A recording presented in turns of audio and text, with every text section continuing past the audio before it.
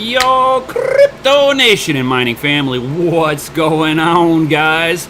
I hope everybody had a great Christmas, all that good stuff. I hope you have a safe New Year's and all that stuff, all that good stuff. Also, so what's going on? I see Crypto Shape sitting there going, smash that lizardy like button, yo.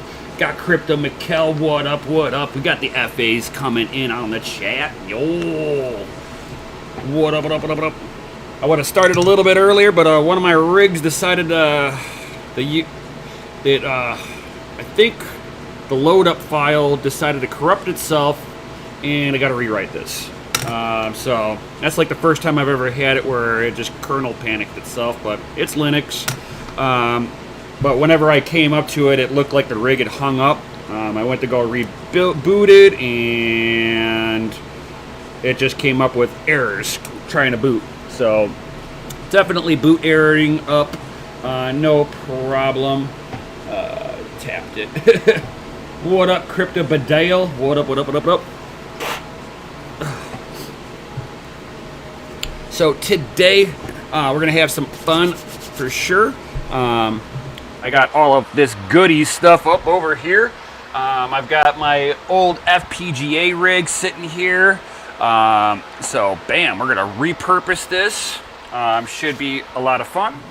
So I hope if you guys got any questions while I'm building all of this stuff, I'll go through all the equipment of what I'm building. I'm going to be doing a full 6600 rig in this case. I'm going to leave the fans on there at first, see how it performs in there, and then come next year, I'm going to strip the fans off of it, see how it runs without the fans, without any issues. More than likely, it will not have any issues. I mean, 6600s only pull 50, 60 watts. There's really not a whole lot of heat coming off of this thing. So, without any further ado, let's get this thing on the road here. Let me set up a little chat a little bit closer to me.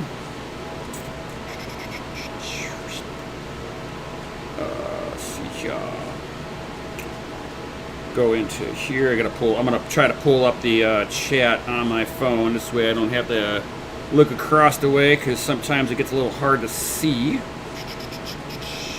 That's PCA. And there I am. Alright, there we go. I got the chat pulled up. Cool, cool. Awesome. So, alright guys, let's go ahead and get this show on the road. So, alright, cool. So we're going to be starting off with the Asus TUF B550 gaming motherboard.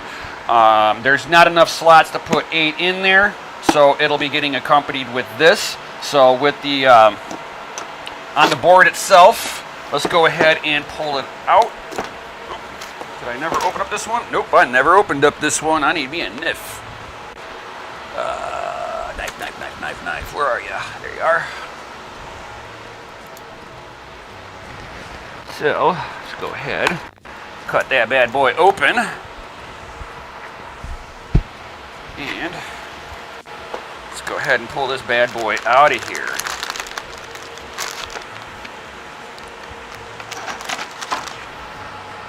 Alright, close you up.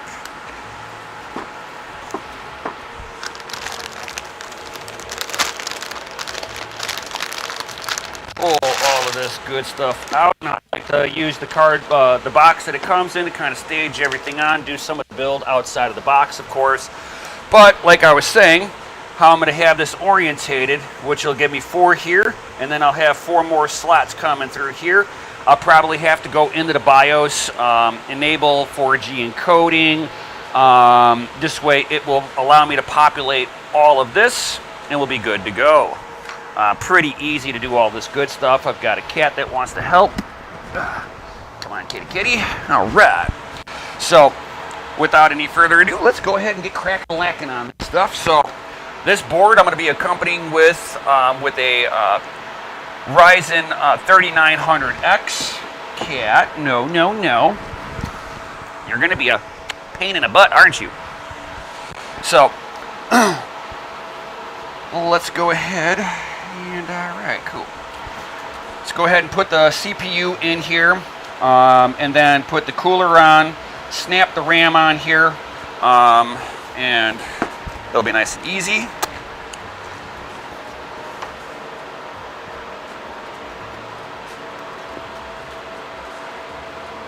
Come on, open up. Cat, stop. Everything's not a toy for you. It's like, I think it's a toy. It looks like a toy. It smells like a toy. Must be a toy. All right, cool. There we go. Cut the package open. Woo, look at that. Got me a nice little CPU. Bam, bam. Go ahead and open that up.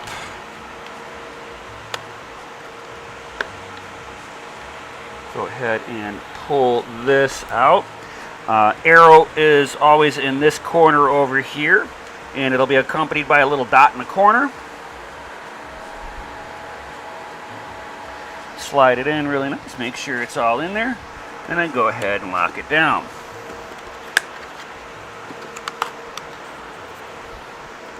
Go ahead and pull out this cooler out of here. My cat's being weird over there, but what else is new? And then bam, got the cooler I'm pulling out. This is one of the nice coolers. Wow, that's weird. They got like, I don't know how well it's gonna show up here, but the thermal paste is like little dots. See how well it's gonna try. It's not gonna show up too well. Dope. All right here, so I'm gonna go ahead and get this apart. And which way do I want you to go here? That's a good question. Let's see here. If I have it this way, all right, yeah, that looks good. So I'm going to go ahead and hook it.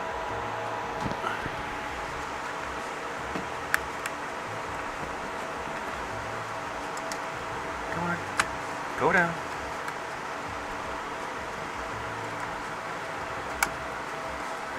Hey now, I said all the way down. Thank you. It's like, as much as I like these coolers, they are a bit of a pain in the butt to cinch. All right, come on.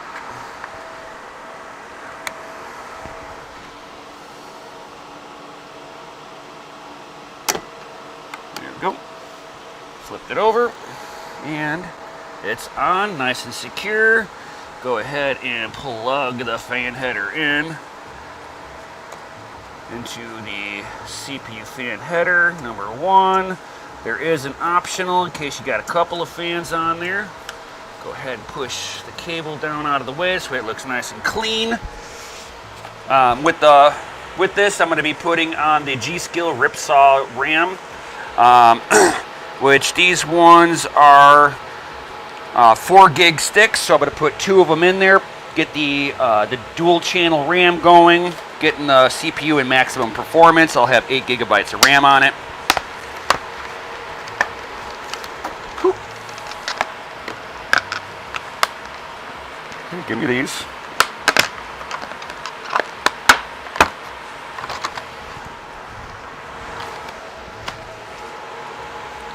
And when you're populating these, the name of it will face this away from the CPU, and then you start with the second slot from the CPU in, and then if you're not populating all of them, this is how you do it.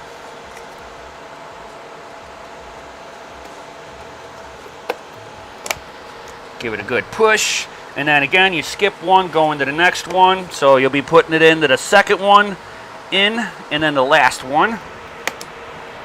And then that's all sat in. You want to make sure it's all clicked down all the way.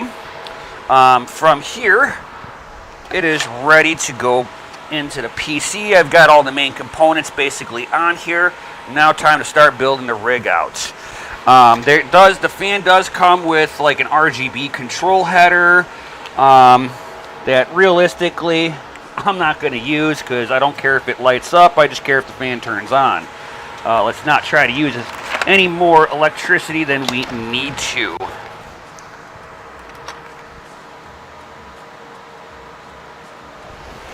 Let's see here. Question. Say, how's the snow up there? Oh, we got a couple of inches. Not bad. Yeah, the cat's going to clean the couch off for me. Yeah, exactly. All right, put that in there. Get this in there. Put that there. And kind of clean up my mess as I go along. Alright, so I'm going to put this over here for a second. And I think there should be like a little rear I/O shield that I want to put into the case real quick. And let me also clean this up. Don't need to make a disaster while I'm doing this. So now that's off to the side. Open up the rear I/O shield. Now I like some of the motherboards that have all of this stuff on it, but whatever. So let's go ahead and open this up. Now, like I said, this was part of my FPGA rig.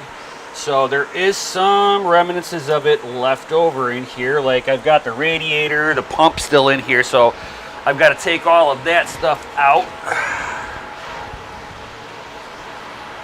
So like I said, I've got the radiator still in here. I got to disassemble this.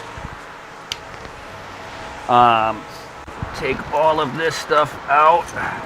So this was my Linux that I had on there. All that good stuff. So no biggie, no biggie. This was the top plate to lock it all in. Or what bar did this lock into? Is this part of the power supply side? Or did this hold the top of the GPUs in? This might have held the top of the GPUs in. Oh yeah. Okay, so that goes there, clamps it in this way. This holds the... And then this thing also mounts the GPUs upside down, so it's really kind of a goofy little build on this. So let's go ahead and start disassembling for the radiator here, because I'm going to want all of this out of here. So, okay, I got a couple of screws over here, and that thing mounted up like that. So let me get a screwdriver. Bam. So I hope everybody's having a good day as I'm sitting here pulling everything apart.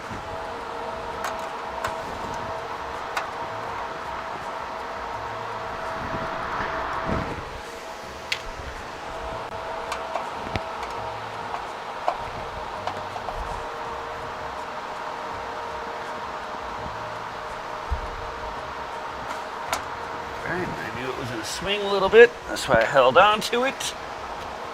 Hold on to it again.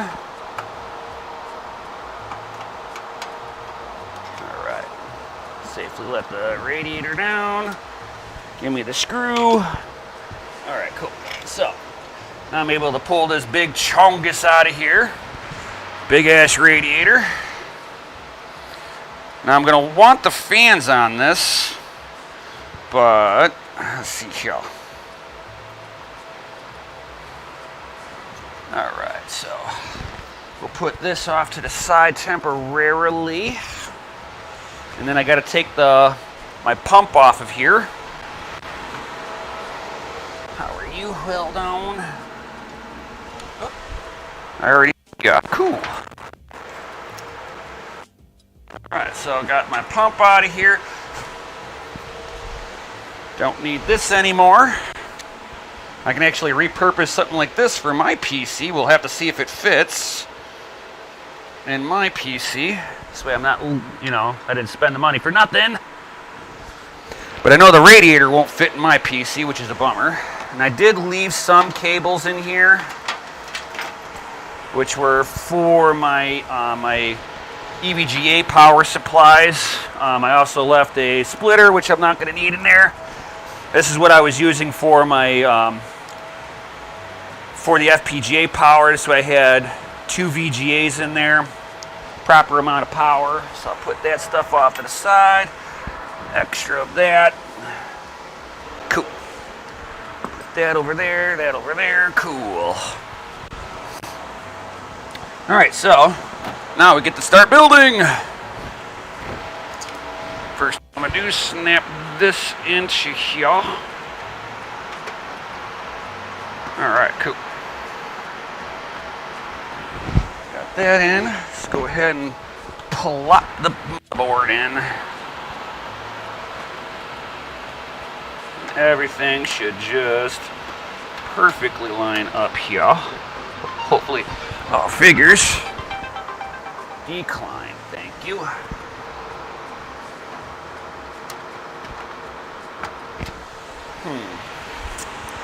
Let's see here. How are you wanting to come in here? I was wanting to use the rear I/O, but if the rear I/O doesn't want to do its thing,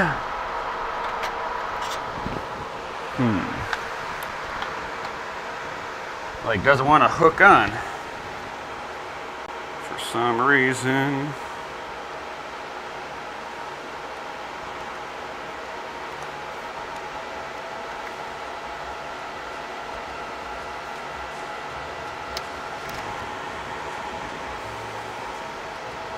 I really do hate some of these things because they like do not go on properly, and I do not know why.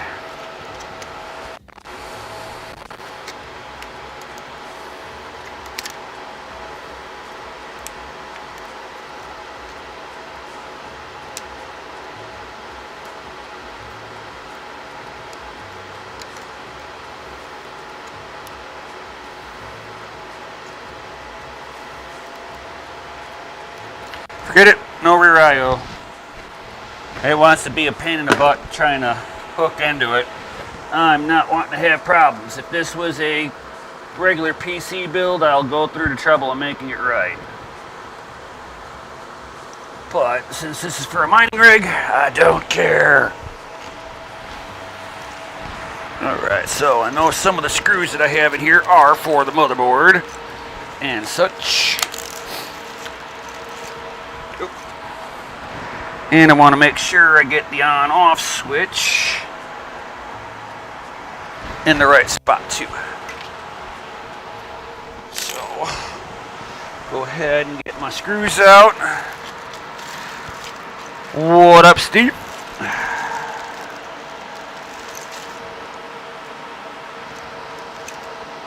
I believe it's these guys that are used.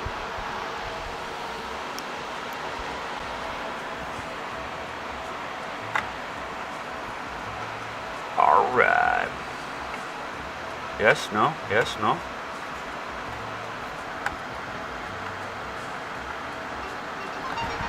Holy cow.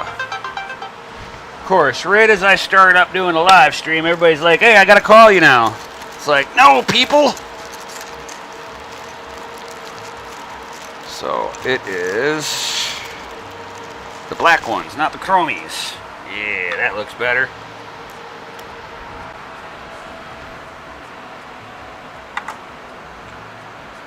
Hey.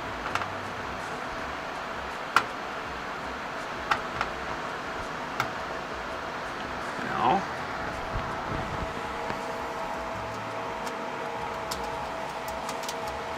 Alright, none of these are it. I must have put those ones away then.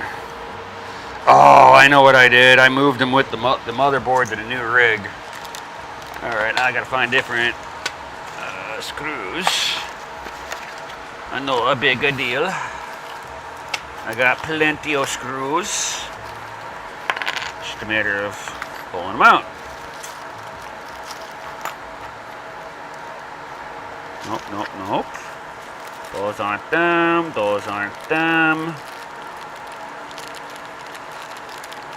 Those aren't them.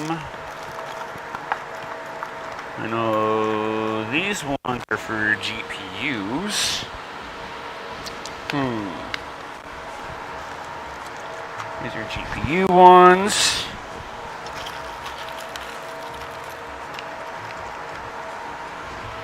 How about you? Do you guys screw into here? No. That's power supply.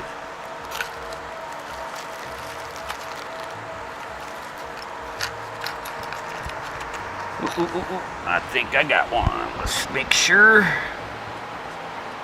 Yeah, so I need 6 of these bad boys. Okay.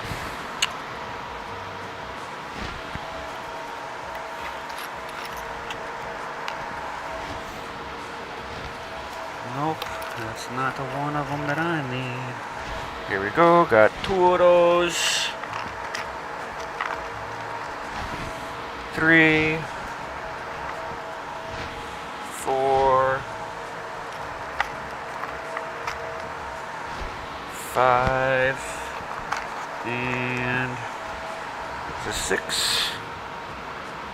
Or are these too big? Oop. These 2 are not the same.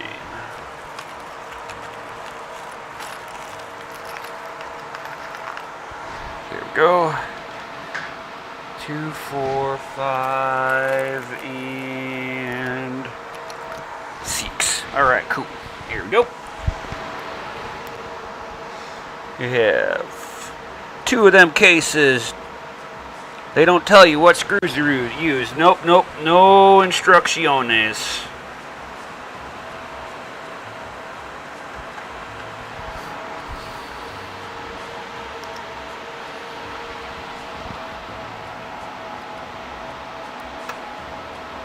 Alright.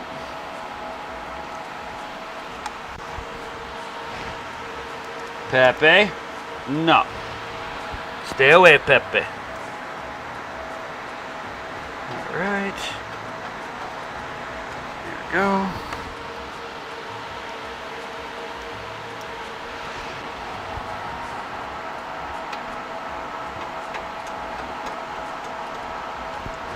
There's those.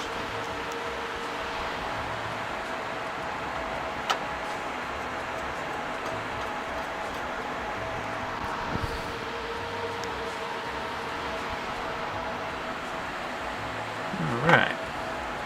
Motherboard's fully installed. Awesome.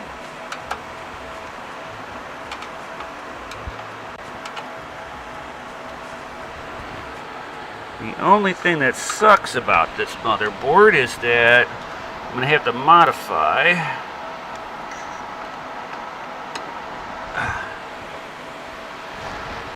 my 4-way splitter a little bit, y'all. Oh yeah, I gotta take this off. Take the rear I/O shield off, unfortunately, so that I can plug this in.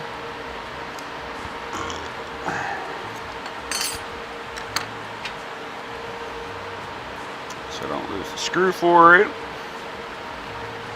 Alright.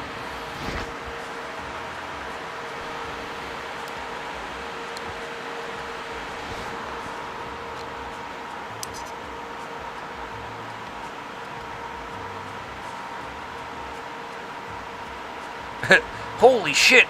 Why YouTube tell me when you go live, damn it! Exactly.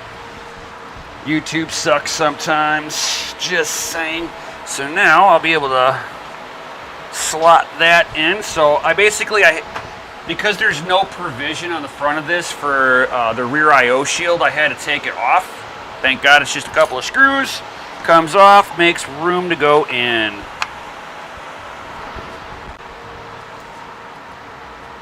Hey, Golden. Thank you for the $5. Yo, good evening from Seattle. Yo, that's what's up. All right, so before I start populating this with GPUs, I'm going to have to get all the provisions of what's necessary in here. So let's go ahead and pull out some Power supplies. I've got the power. All right. Pull out one of my awesome power supplies that I haven't been using in a while. I'm actually able to pull this stuff out and use it. Just been sitting off to the side. All right, so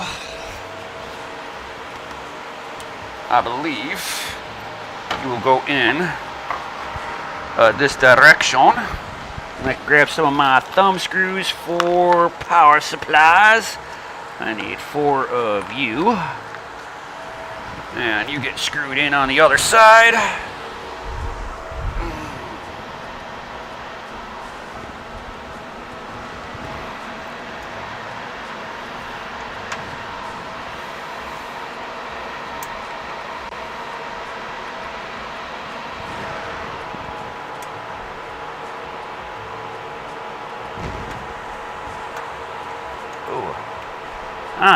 I don't like this, how they do this one. Ugh.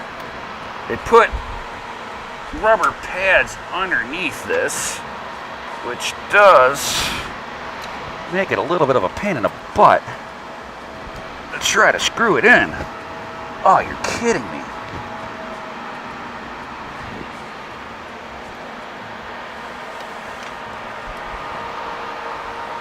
There we go. Got one of them. There we go. And I get this other one in. I like to get more than one in.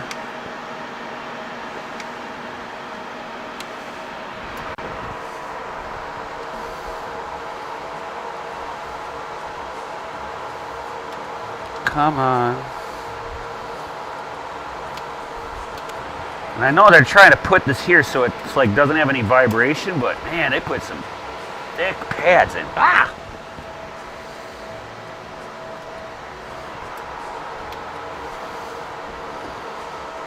Come on.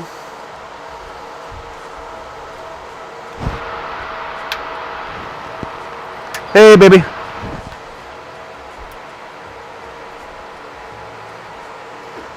I might have to take those pads off.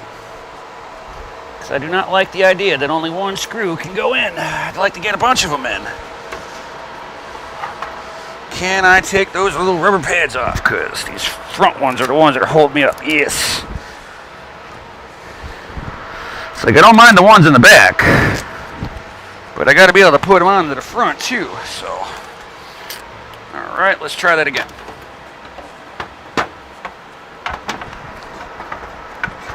Come on. Come on. There we go. Hey, that'll work better. Yo. Way better.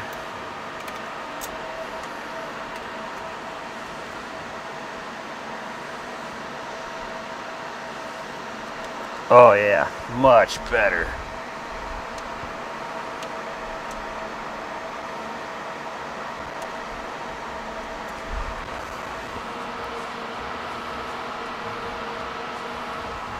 All right, got 2 in.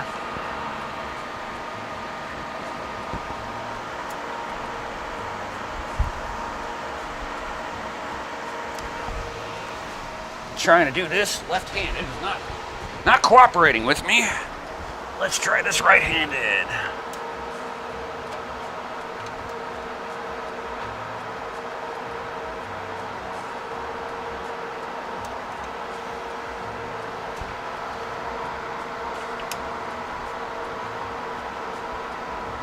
There we go. All right, there we go.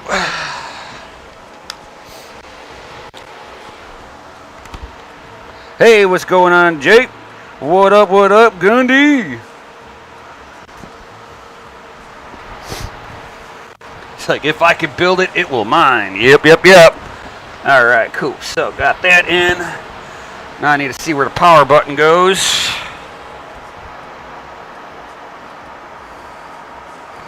Power switch. Looks like you go here. Bam. All right. One power switch on. All right. ahead and get some cabling. Get the cable out of box. I set out. Don't stay in there. There we go. Let's see here. We got some VGAs. I'll need some of those awesome things. Got a couple of VGAs. What do we got here? Got another VGA here. So 1, 2, 3. How many on the back side of this do I have? I got 6 that I am able to utilize. That's SATA. VGA. So I've got 1, 2. 1, 2, 3, 4, 5. What are you? 6. Hopefully I got all the right cabling I need for this. Alright, here's my motherboard. Here we go.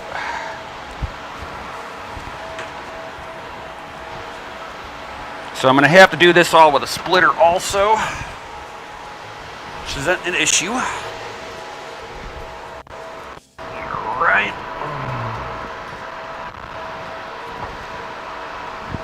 Oop, I need my little, where did I set my light down? Over there, of course, all the way away from me.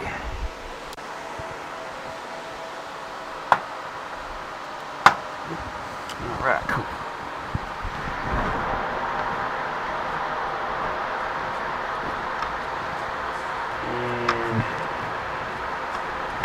You go, and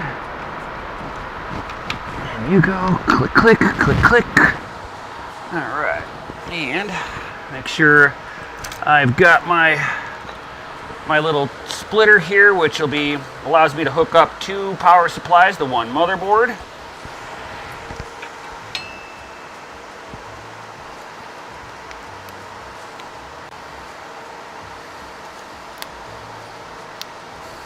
Alright, it'll allow me to go like this and plug it in. Plug it in, plug it in. Alright, and that gives me provision for that. Now I need a CPU cable. That's VGA. Hey, CPU. Do I have one already opened? VGA, that's SATA. Nope, both the CPUs in this one are not touched.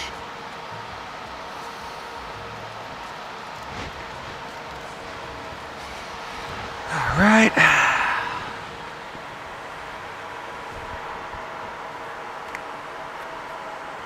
All right, so CPU is there. Now the power supply is labeled for what is what. This is CPU 1.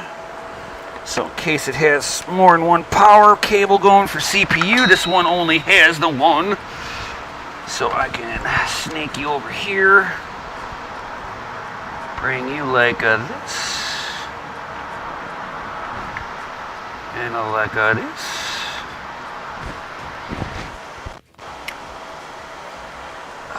Alright, cool. Alright, motherboard has power to it. So everything on the power supply side should be nice. You know what, I'm going to do it this way. I want that over there. Put you here. Alright, cool.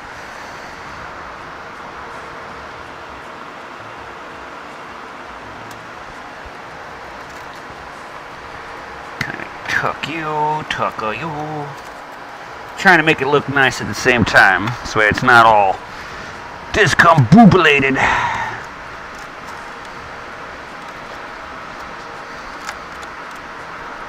Alright, cool. Excellent. That's out of the way. Alright, so from here, let's go ahead and get the other power supply in. Yeah, that sounds like a good plan. So, other power supply. I've got a Corsair 1000 watt.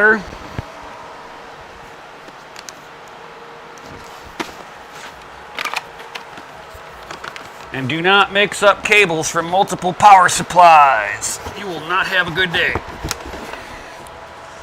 Corsair does not do the same thing as everyone else. All right. This one will come in like that. Do I have to take off the foam pads for you? Let's get a couple of... Nope, that's for the case. That's one. And get at least one a motor. Let's see how many I can get on. There you go. Go over here. And let's see if I can sneak you in.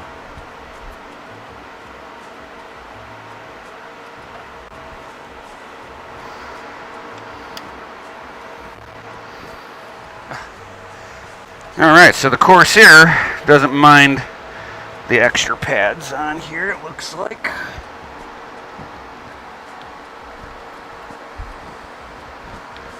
Alright. Tighten you down. Tighten you down. There we go. Power supplies are on. Alright. Make sure I don't mix this guy up at all. And you kind of got to have another one of these cables on there so that, all right, what is what?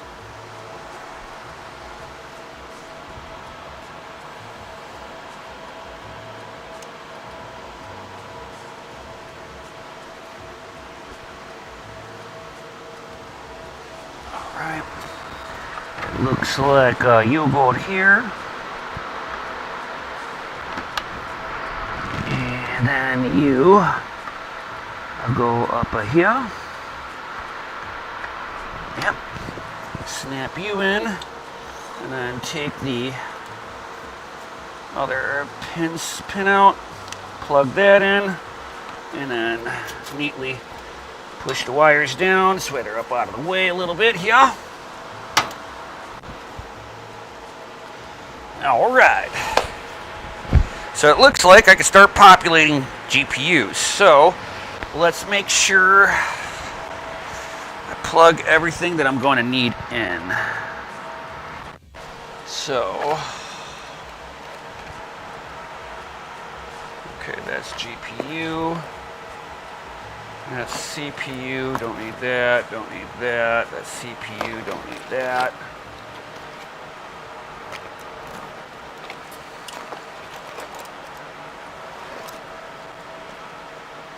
I've got a couple of the Corsairs, and of course it looks like I got everything in the other box. Damn it, I thought I had everything out. I have to grab the other one. Hold on, guys.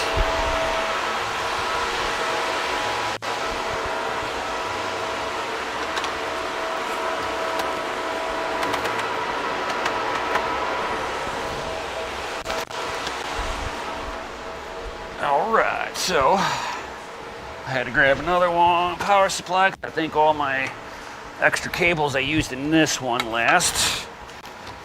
Doing a test rig, and it feels a little bit more bulkier than the other one, so I bet you I got all the cables I need in here. Open, get out of there. Oh yeah, you were stuffed. Stuffed like a pig. Put you over here so I don't mix you up. Oh yeah.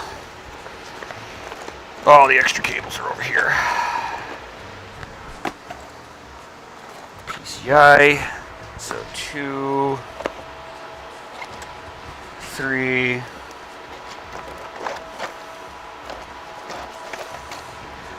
4,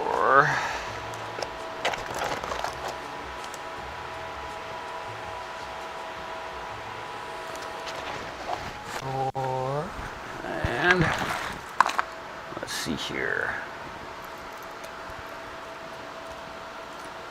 CPU.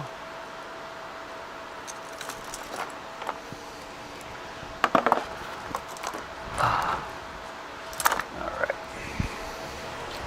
Okay, so let's go ahead and start populating a little bit here. I've got to kind of figure out how I want to set y'all down. Hey, what's going on, Rob?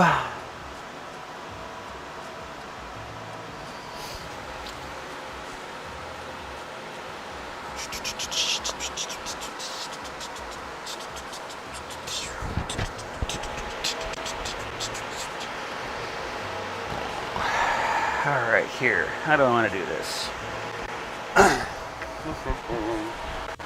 Okay, because again, see here, I got 1, 2, 3, 4. Definitely need more than 4.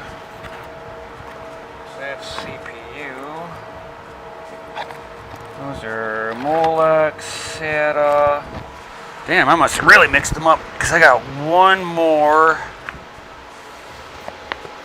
spot I could have put all of this. That's CPU. That's PCIe right here. All right, so 5.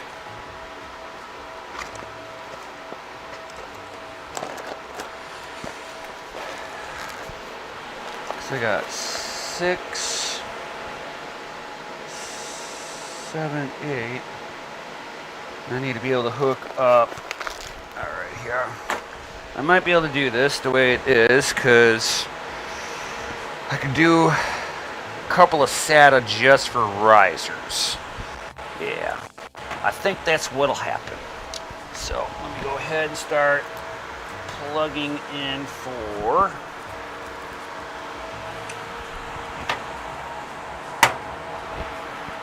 Let me take this one bar out of my way. So it's like nasty in my way right now.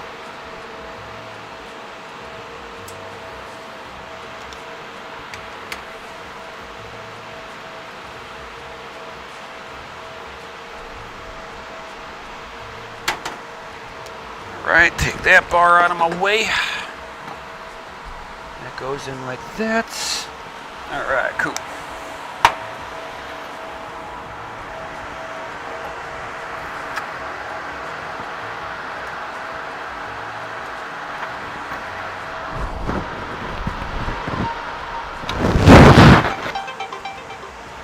People, I'm like live streaming here. If I don't answer the phone, doesn't mean keep calling me.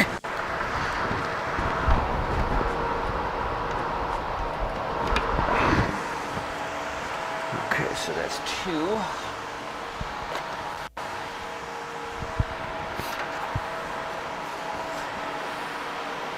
All right. Oh, okay. I see what I want to do here. All right. Because I've got to be able to plug them in back here. So that's 2 of them. Plug it in.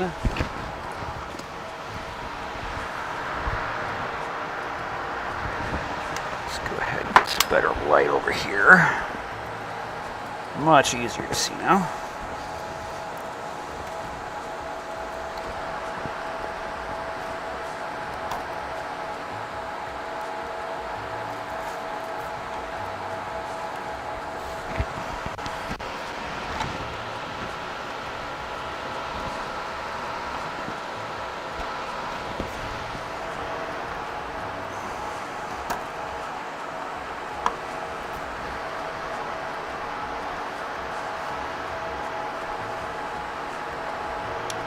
There we go. A click. That's what I was waiting for, is a little click.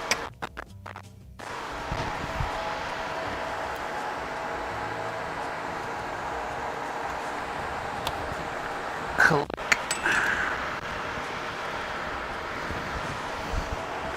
Alright, I need 2 more. Here's 1.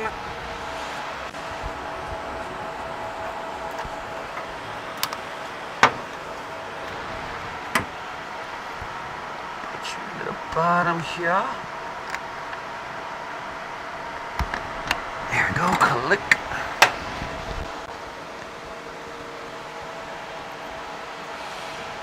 Alright. And the top of one.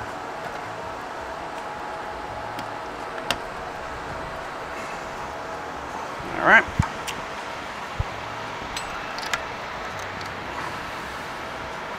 Alright, cool. Alright, so that's 6 over here. Now I can go after you guys.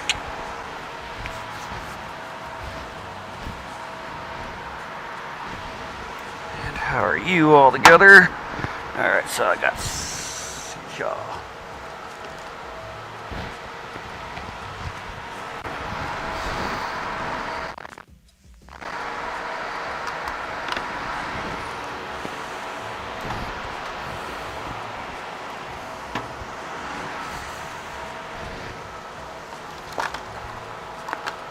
Alright, there we go, plugging all this crap in.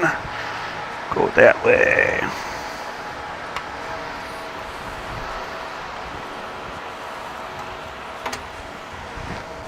Another one. Another one. Another one.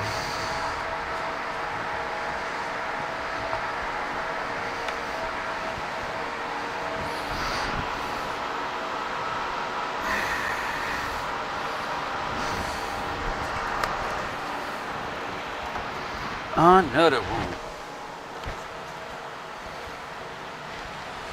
Alright.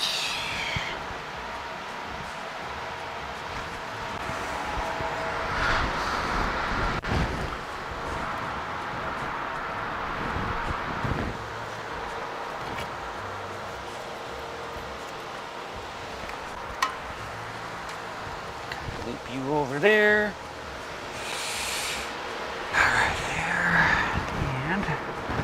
Last one. If I can get it in there, just like that. All right, cool. And so 6, 7, 8, and then I've got 1, 2, 3, 4, 5, 6 risers here that I can do. 6 and let's see here, 7 and 8. So 7 and 8. I got risers.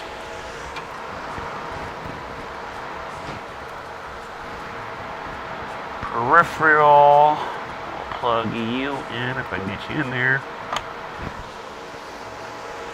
Okay, that'll let me do that. Pull that over here. So I'm going to do 1 riser per SATA, which will be safe.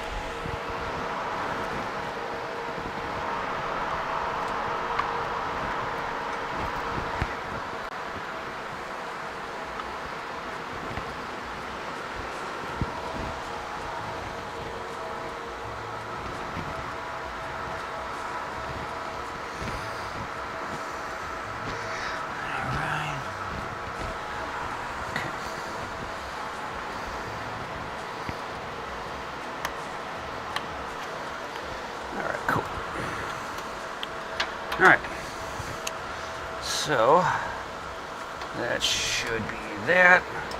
Let me organize you this direction so you're a little bit nicer with you. Do the same thing to you.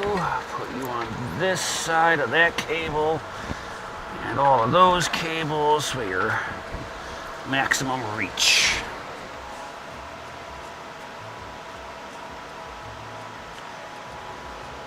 Yeah, that's a flashlight, so I could see down in there.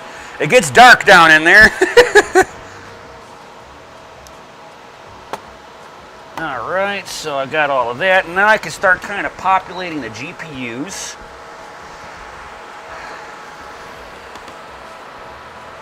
Alright, so, and then all the GPUs actually get mounted upside down. So, let's see here. go ahead and put the gigabytes in first.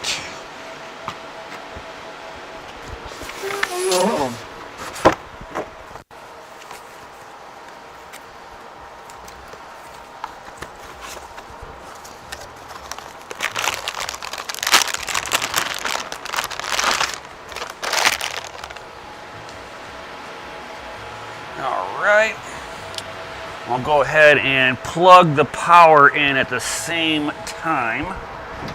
Let's see here.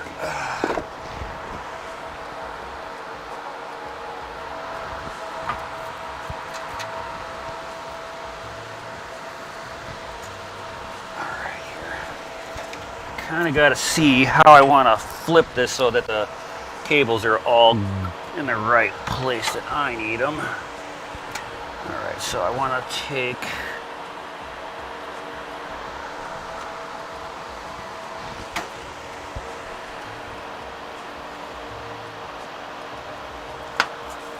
you first.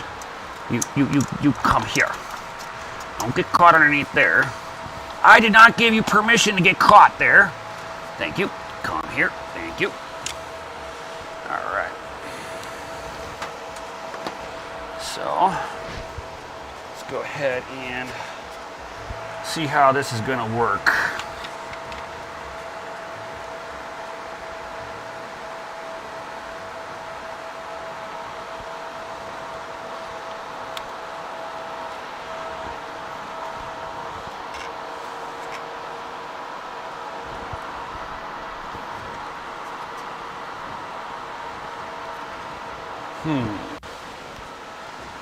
Should I pull you up a little bit? Yes. This bottom bar needs to come up a little bit. So, we'll do that right now.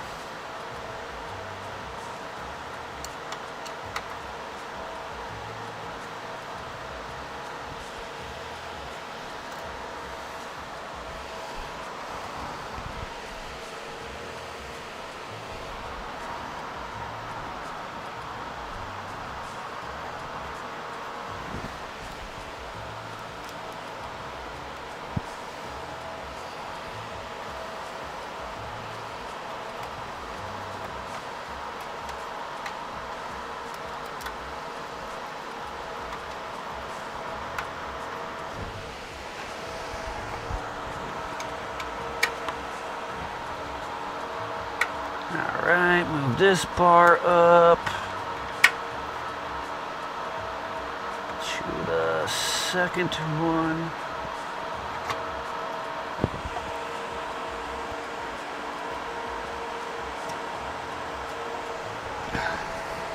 Of course, it's gonna be a pain in the butt. I'm in the wrong angle.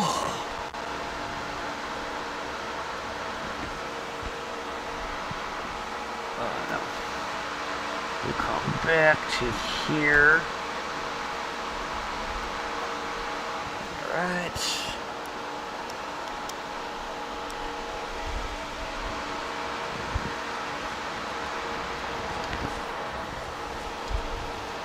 And that should do the trick. Hopefully. All right. Bam, ba-bam. Cool. Now, I should theoretically have enough gap now. Yeah, that's better. Now the power cable isn't sitting on the on top of the graphics card.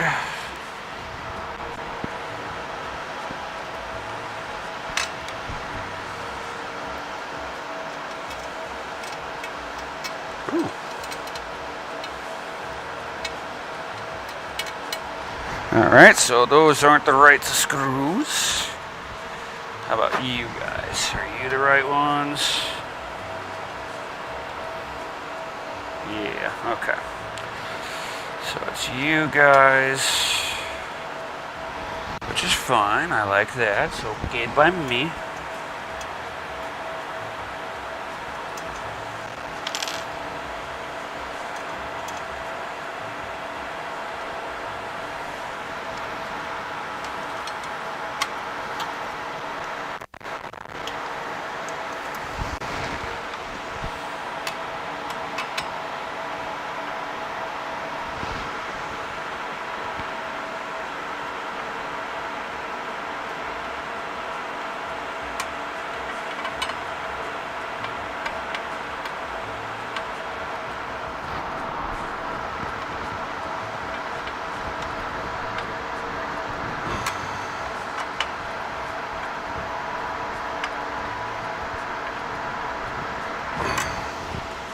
Alright, there we go. Cool. And then, like I said, like this bottom bracket, it basically will hook in like that, probably this side. Yeah, so I have to finagle you in. Now, that's weird. It acts like this actually doesn't work. How does this work? Does it work on this side? Which way do you go in, buddy?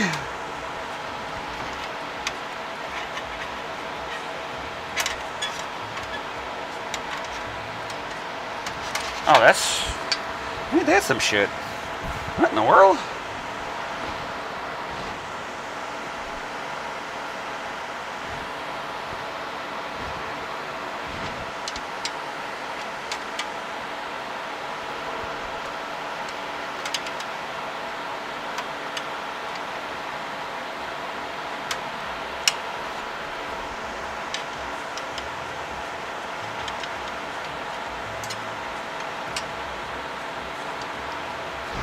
There's no way this goes in the right way then.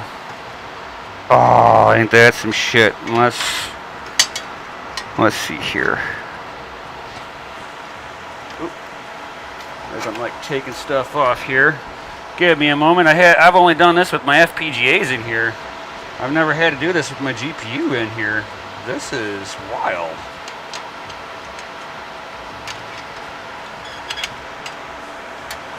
Okay, so you don't go on like that.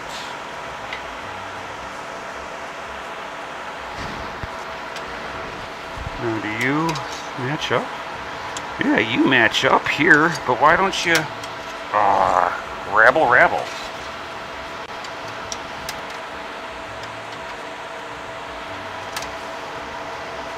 Why is this thing acting like it needs to be offset? Like you're matching up with the...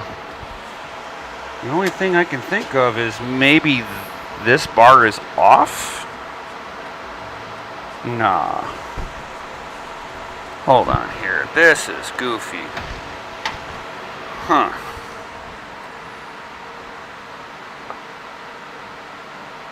Oh, you had the same problem, Steve?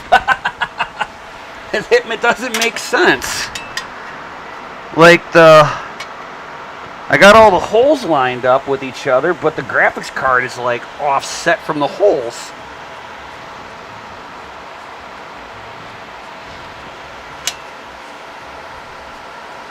Oh, that's exactly what it is. I can't use this. Wow. Okay. I'm gonna be just like you, Steve, on that one. I can't use it because, yeah, there's no way that you can bolt this up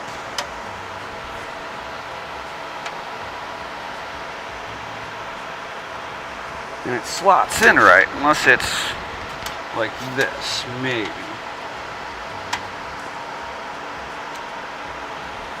Oh. So, okay. I get it. So you go in like this, but the holes don't line up. Okay.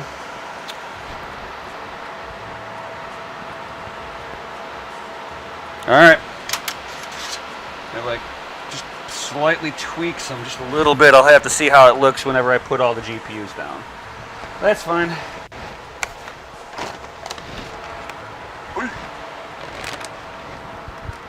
You know what? I'm going to clean up as I'm going along, guys. So I don't have to clean up as much later on.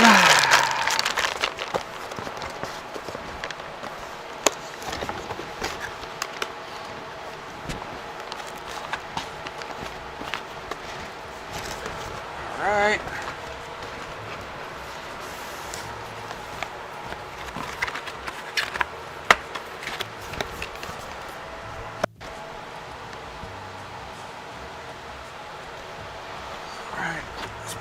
other gigabyte on here that's the same as the first one.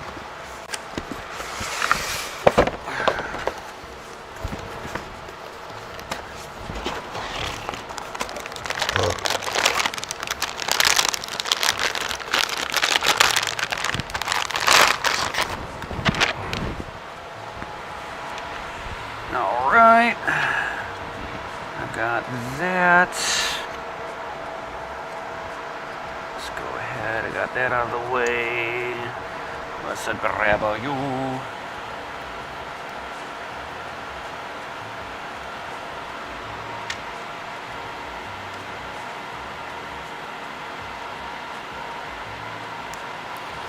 I hope everybody's having a good time. If you guys got any questions or anything like that, certainly shoot them. Hey, what's going on, Goblin? What up, what up, what up? All right.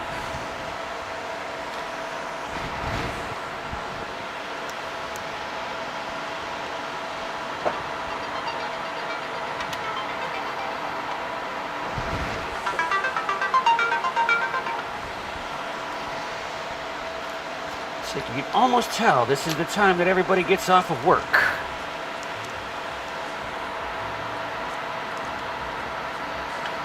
Get the screws started, and then see if I can get you guys to slip underneath that.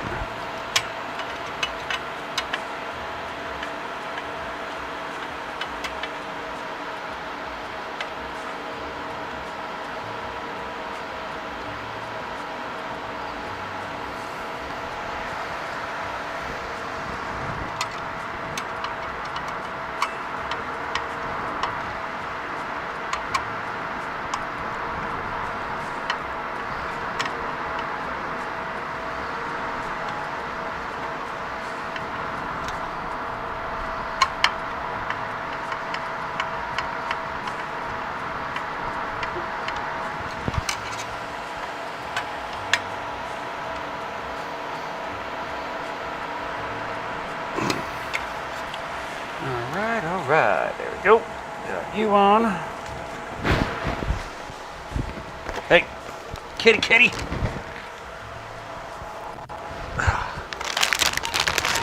Oh gosh.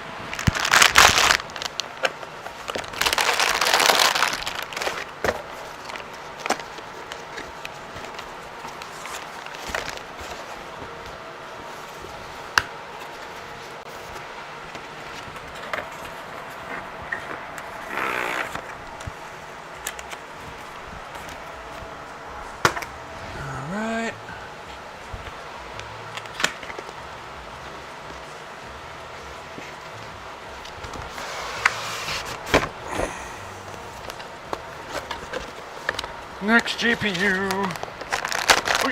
Oh.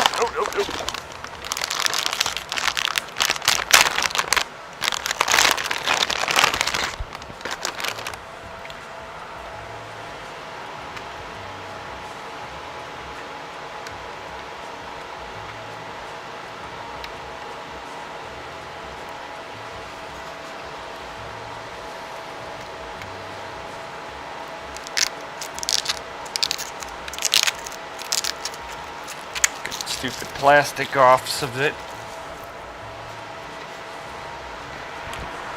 Alright. Grab another one of you.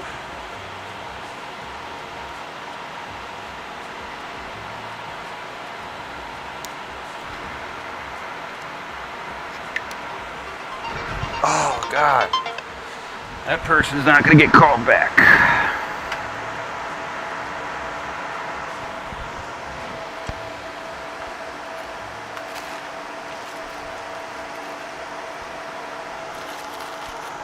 Alright, there's this. Oop, where'd my screwdriver go? Oop, fell on the floor. Here we go.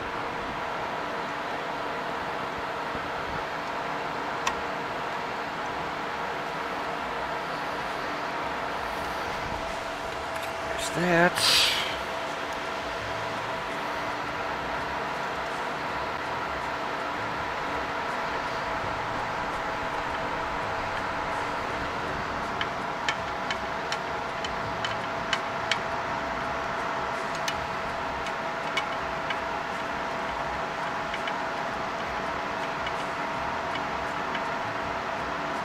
go.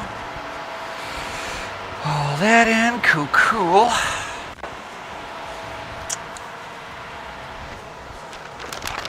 Put that away.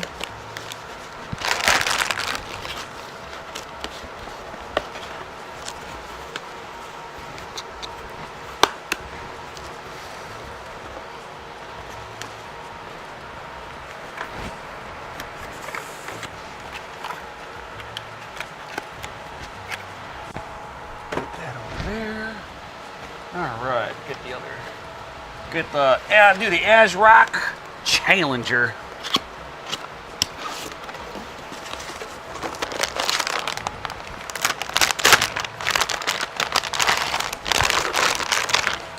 There we go.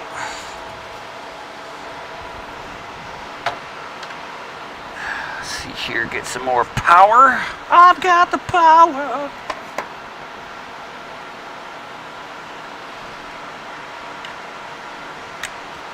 Go.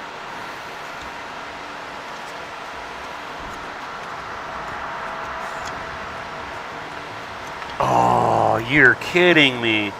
Oh, this fucking ASRock Challenger sucks.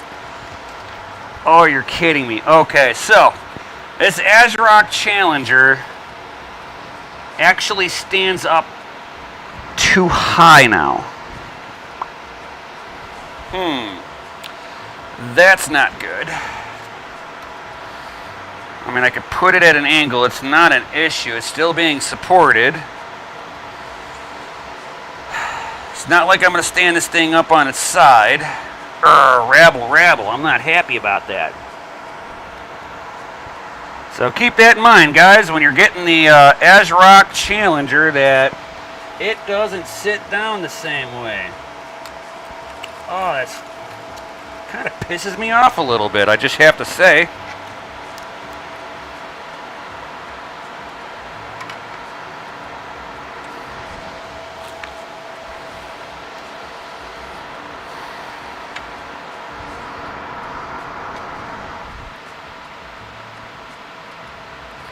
It's like, Thomas Tran, oh man, we lucky on a Wednesday. So many builds, yeah. Hey, what's going on? Woohoo! Hells yeah. Smash that lizardy like button, guys. Yeah. So many builds on a Wednesday.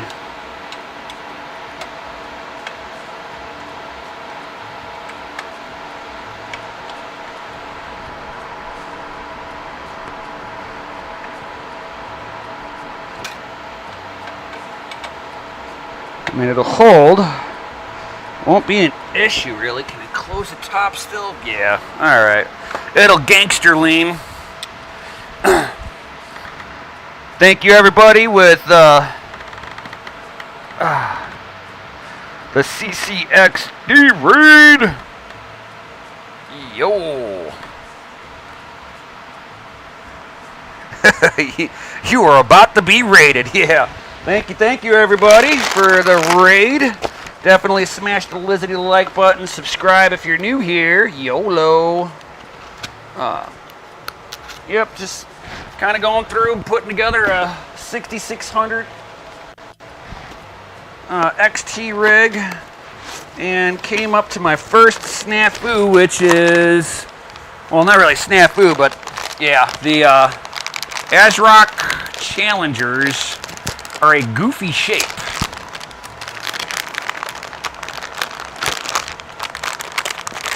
There we go.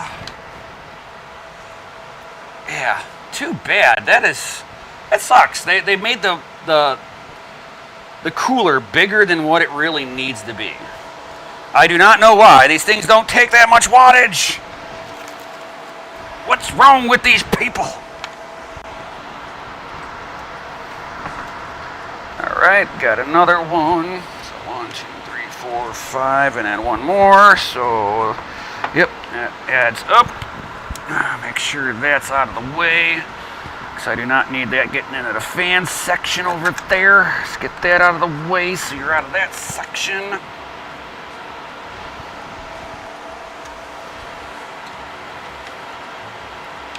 It's like, Ashrock, what were you thinking?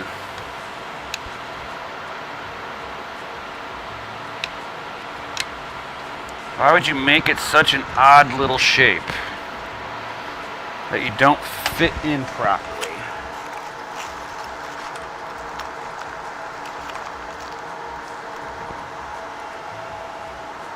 I need this one. Oh, that's the motherboard tray one, right? Yeah. All right.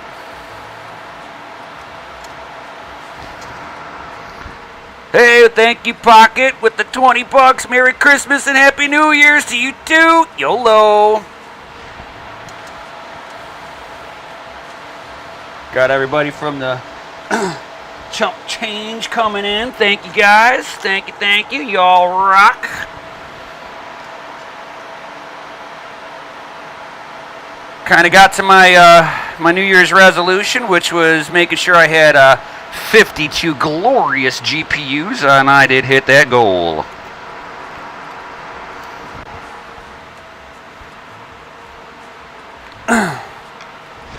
All right.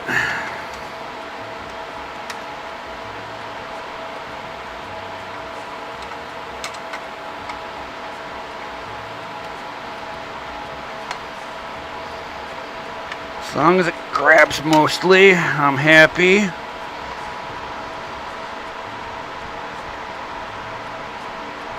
There we go. There we go. Perfect. Alright, cool. So, now we can get the next GPU in. Go ahead and put this one away.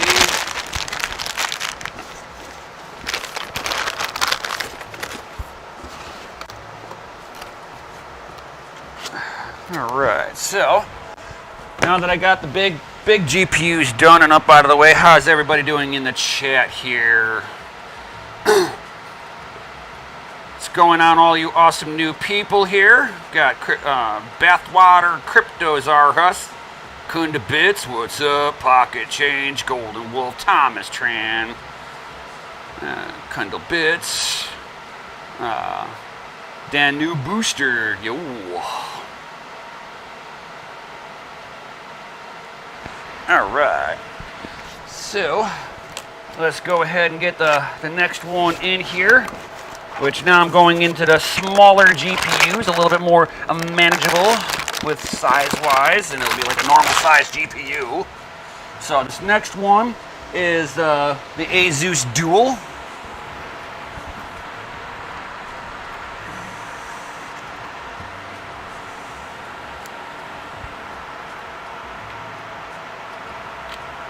It's just weird to be putting these GPUs in upside down, though.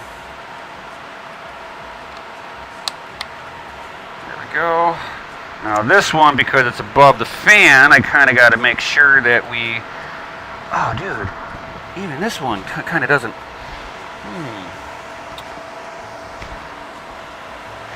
I wonder if I drop this one side down just a little bit.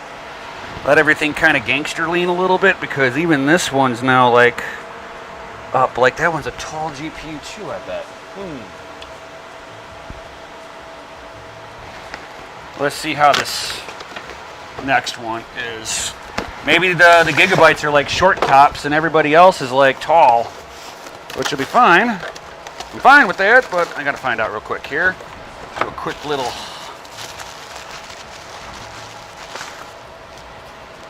So this one is the Asus Pulse. Let me go ahead and do the peel on this. Are you going to be gangster leaning too? Nope. Alright, so the Asus Dual is tall too. Nice. Alright. No point in moving that one now. But they're all gonna, these three are gonna be that way. I have no idea how the power color is going to be.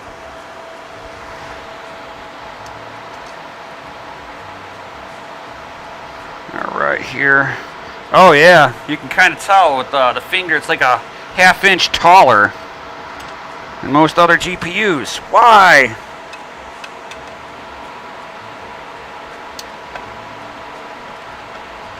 There we go.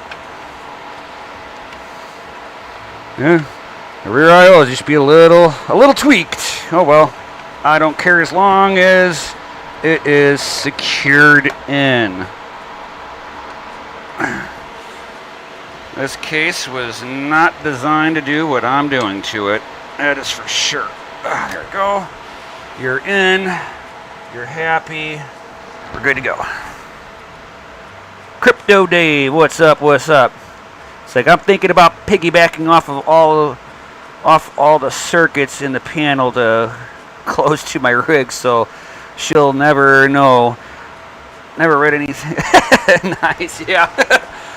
I've helped a few people wire up enough power off their fuse panel at their apartments to be able to mine without an issue. All right, so let's go ahead and clean this one up. Put you back in here.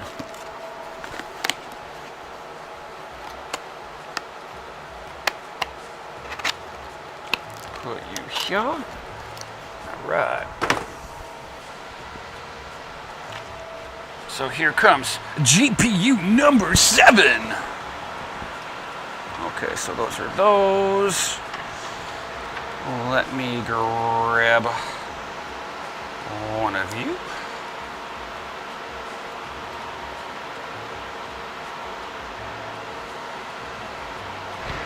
Kitty, kitty.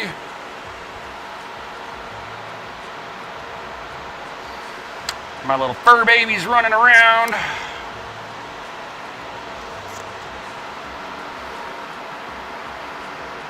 All right, cool. Grab another screw. What are you doing, you little troublemaker of a kitty kitty? Nope, you small. You're small. Here we go.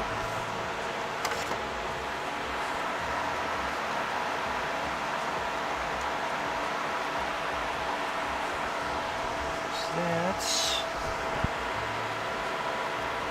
Are you too small? You feel small.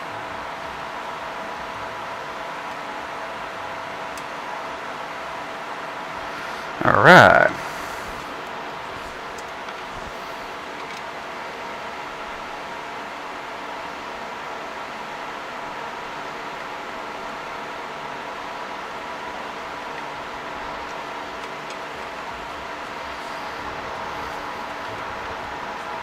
All right. That ain't going nowhere.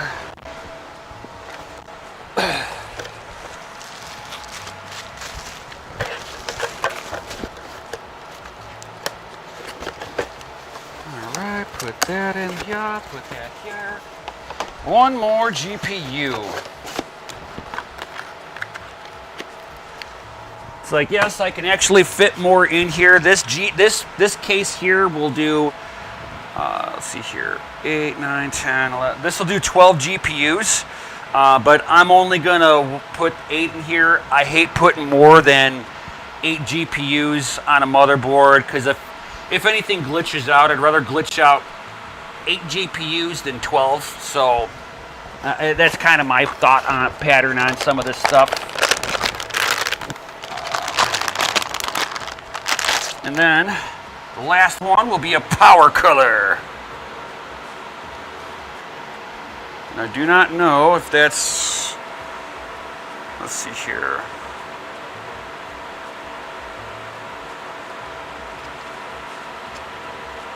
I hope that's off. I have no clue.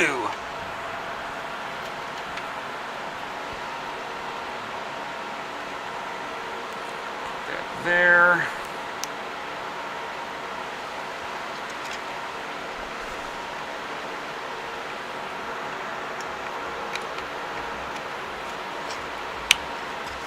There's that. And, oop, this one's a tall one too. It's like, what's with the tall GPUs, people?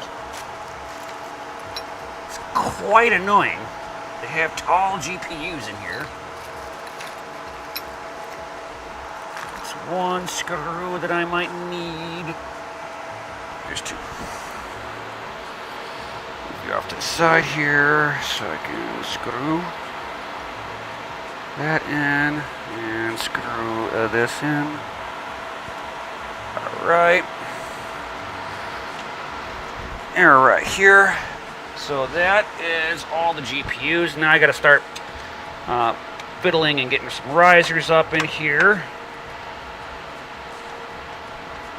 And I just got some, what are they, the version 9S's.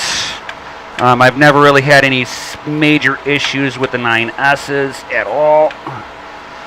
There we go. Alright. It's like, let's see here, catch up on the chat real quick here. There's a guy on TikTok who has a discrete rig in his room. $1,500 for a custom case. Ouch!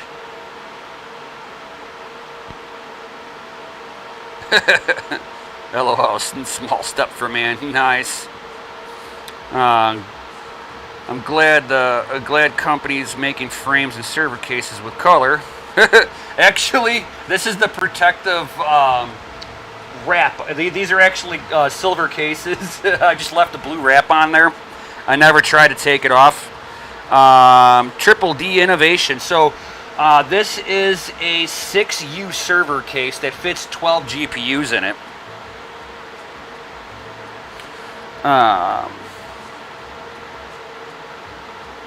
Mine was way before they made the switch to 20 amp. I could swap the 20 amp breaker, but the 4 and 2 wires in the wall is 15 amp. Yeah, don't do that.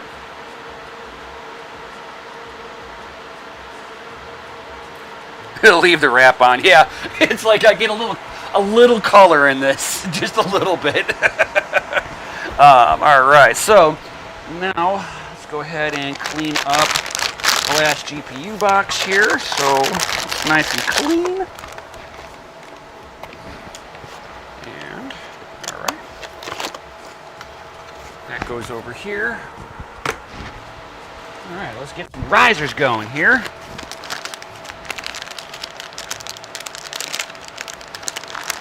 So like I said, version 9S's, they're not bad. I haven't had any issues really with these bad boys at all. All right.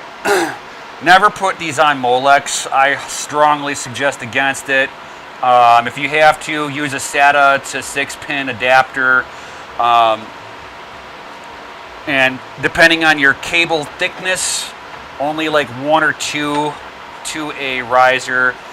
Each riser figure 75 watts per riser. Most graphics card power, the PCIe power, can handle 150. So on this one, I can daisy chain 2 of these together with 1 cable because the cable is actually rated for it. Something like this, I would probably, it's like this. I know Corsair pretty well, so their gauging is not too bad. But again, kind of be careful with how you're hooking stuff up. And here would be like a SATA riser adapter in case you wanted to do it that way. Better to do it this way than try to use Molex. Molex is an old standard, like 50 watt max on a lot of that stuff. I never understood why they made that an option. It is like super dirty power. The only thing I would ever hook up to Molex would be like a fan. Other than that, don't do it. So, with that being said, how far do you stretch over here? I'm gonna stretch you like that. So we're gonna go ahead, and I got, let's see here, 1, 2. I could put 2 on you. So 1, 2, 3, 4, 5, 6, 7, 8. So I got enough here. Cool. So I will plug it for you in. So I'm only putting 1 on here, just because it's a little safer for me. That's the way I'm looking at it. I don't want to be unsafe with this. All right.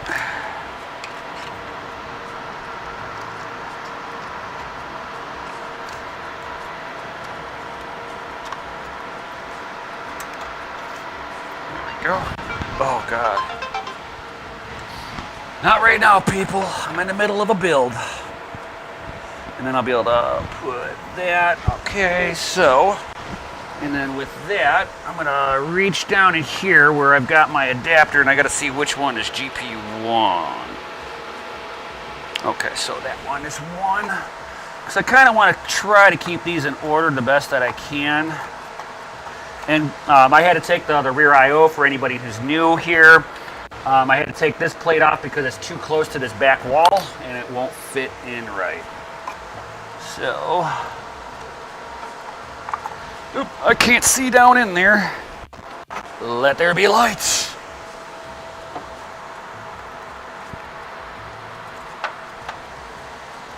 There we go. All right.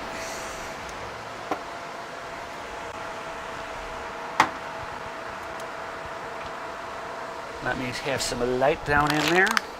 And then this is where I do this all in the kind of the same shot. Just kind of plugging everything in as I kind of go along with this. So it kind of helps me keep organized, and of course I can't plug it in with my arms bent like that.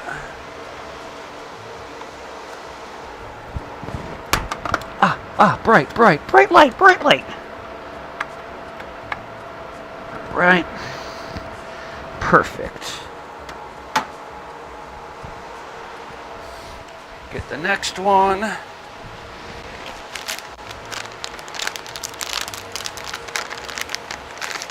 Pull you out. Pull you out. Cool. And again, I'm going to use the other SATA now. And now everything will go on PCIe power.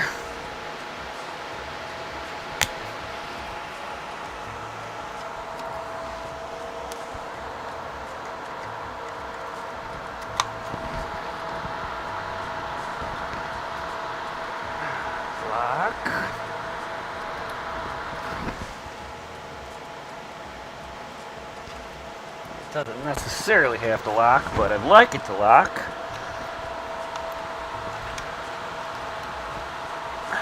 There we go. Good enough. There we go.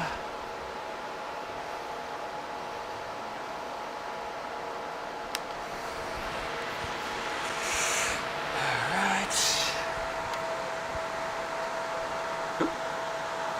Other way.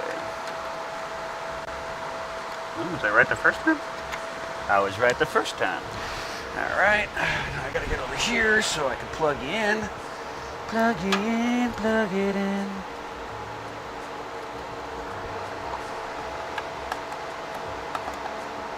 All right, that's 2 GPUs plugged in. All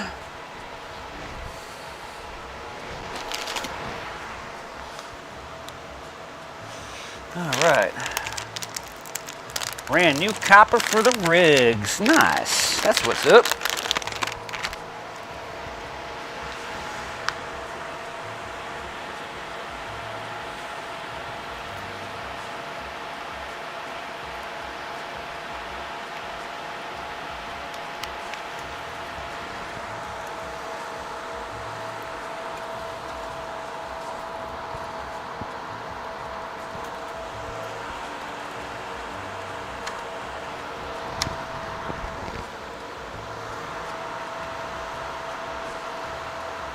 Boy, I hope I got enough length on that one.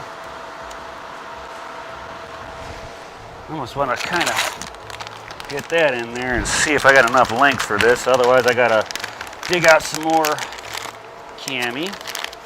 Stop being a dildo. No.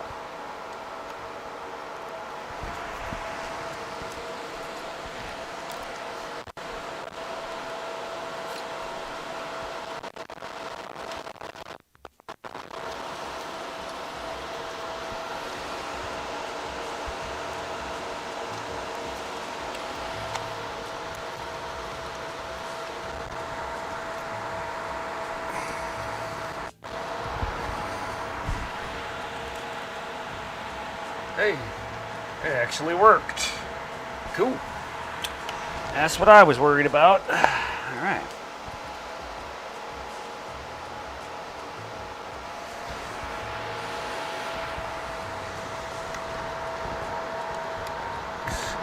in underneath, plug in, and then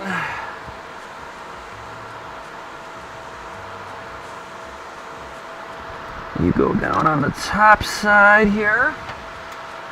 You can go in here, and I'm thinking I'm going to put my fans in on this side here.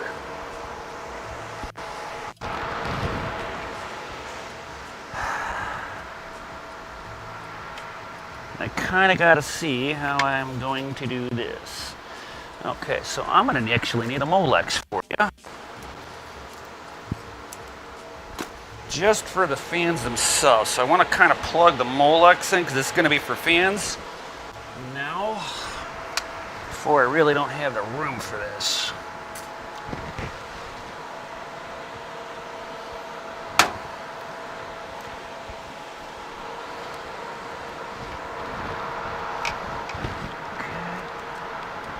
See if I can get this in here.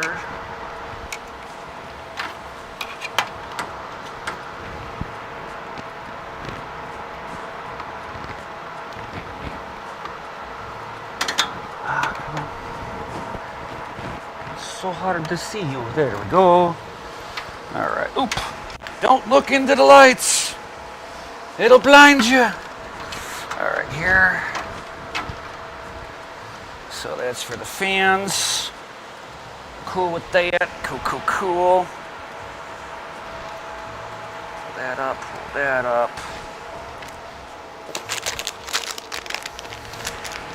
How's the chat doing? Hey, honey, I'm going to add a small little heater in the room. Is that okay? Sure, honey.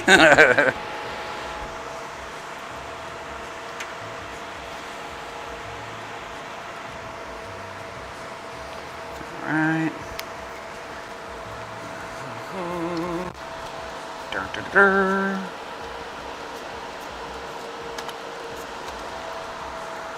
Give me this.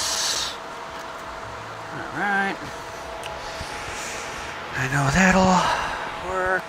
Okay, I need me one of you guys.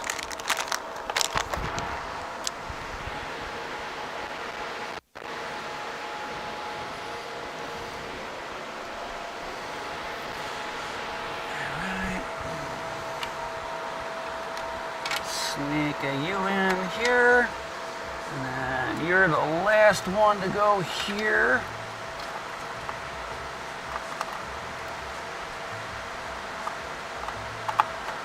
All right, ba-bam. Sweet baby Jesus.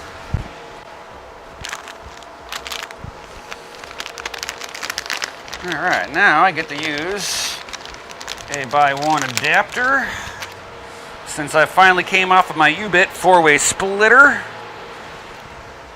so that I got enough room on the Mobo for all the GPUs that I'm sliding in here. Right here. Alright. Go like this, because I'd rather have the length going down. So this one's going to be the fun one. Because now I got to kind of fish my hand down in there and plug it in directly into the motherboard. I don't know if I'm going to sneak my hand down here.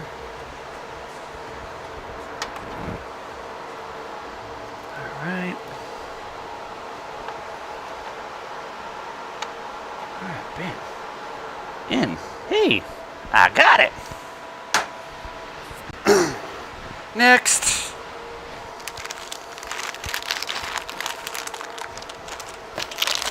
All right. And how are all you guys doing? Hope you're doing good. You guys got any questions? Certainly go ahead and ask. Kitty, what are you doing? Hey. No. You're going to have to move. Oh, yeah.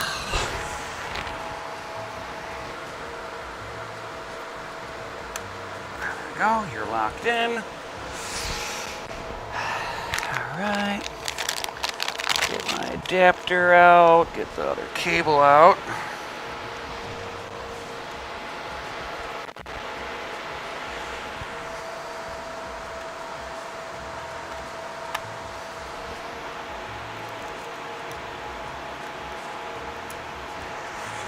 Alright. Plug into the board again. Gotta sneak my hand around here. Get it underneath the board. Plug it in like that. Make sure you're in there right. Here we go.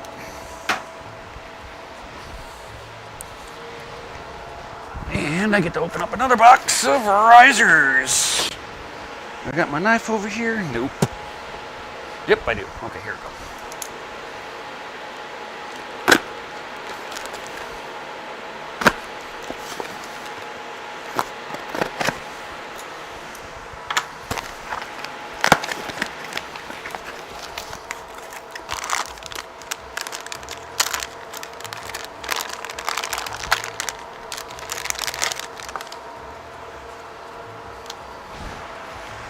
All right.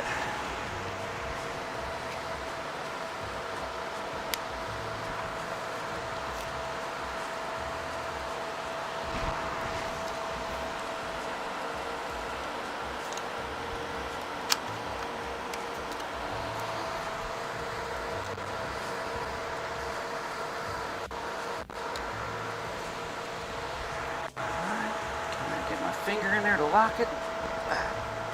Come on. Can I lock it? Pinky lock? Nope, I can't. Alright, that's good. It ain't going nowhere. Kitty, you're gonna get me to step on your tail. I don't want to step on your tail.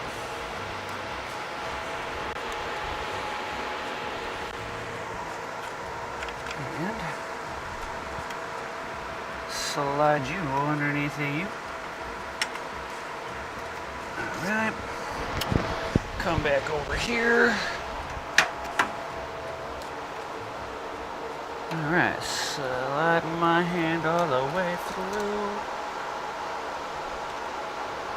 Perfect.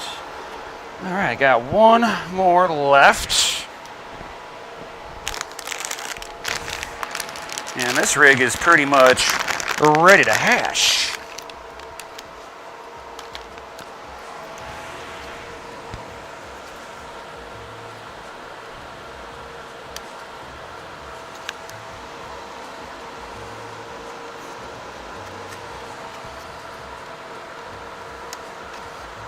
Go. Perfection.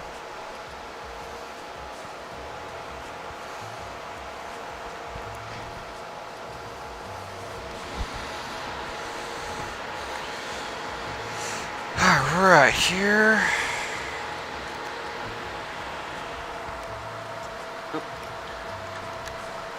All right. Last one to get plugged into the board.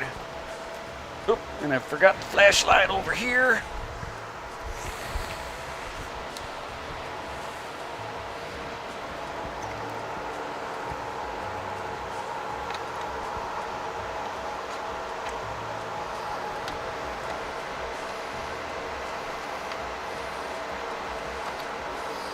Perfect. A fully populated board.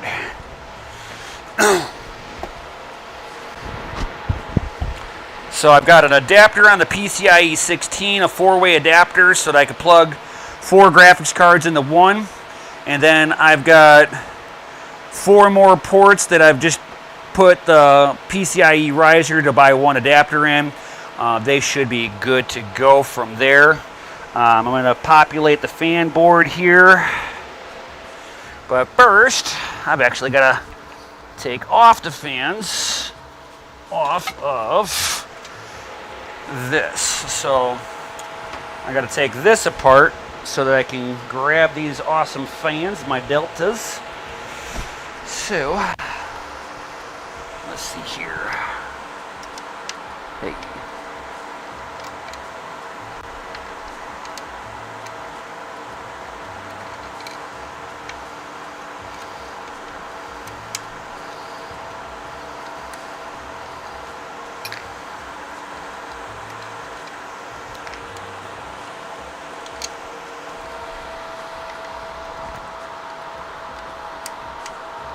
super thick 480 millimeter radiator. See if I can repurpose this for something else maybe down the road.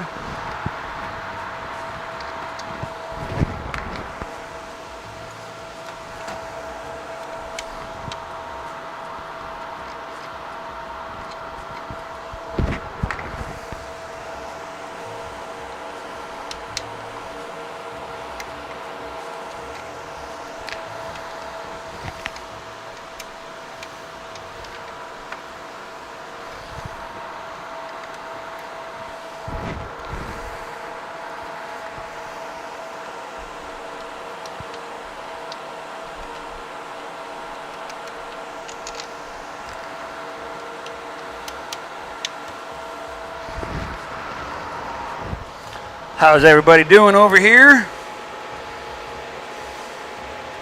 We got Jason the Tiger Osborne. What's going on? Thank you, Crypto Dave.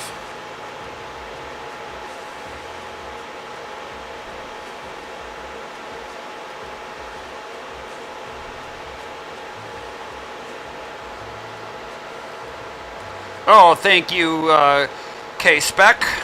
Thank you, you're awesome.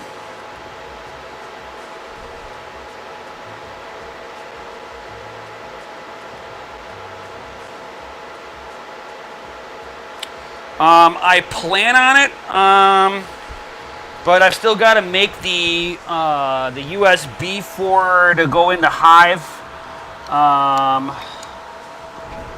and all that good stuff. So I might not do it live tonight, and then I'll do another video tomorrow showing it all up and hashing all that good stuff.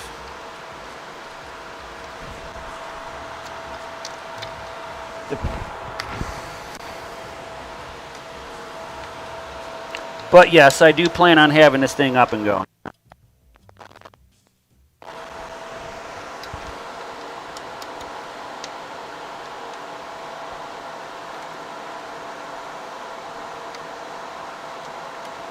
But I did not think about getting an image for Hive done before I started this. I probably should have thought about that, but whatever.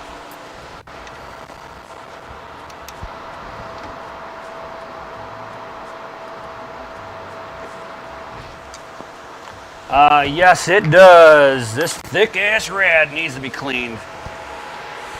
For sure. But it's just been sitting off to the side for a few months now, so I wasn't like really concerned about doing all of that.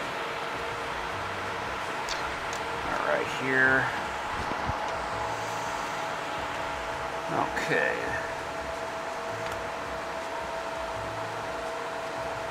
Okay, so it goes out that way.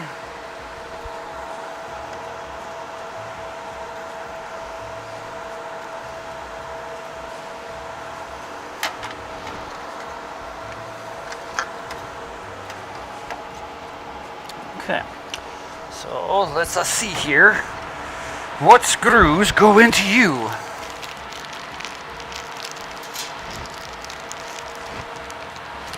So I kind of need something that'll like kind of cut the threads at the same time. Hey, you'll do the trick.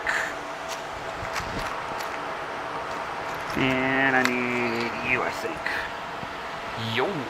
All right, cool. I got screws for you.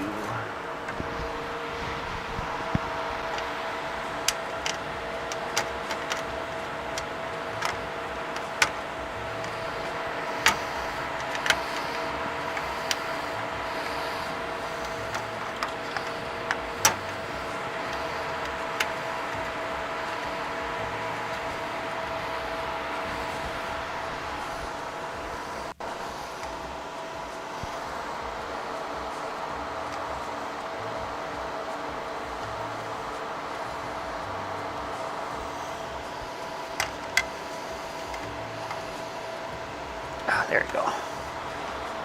There we go. There we go. cutting threads. All right, there's that.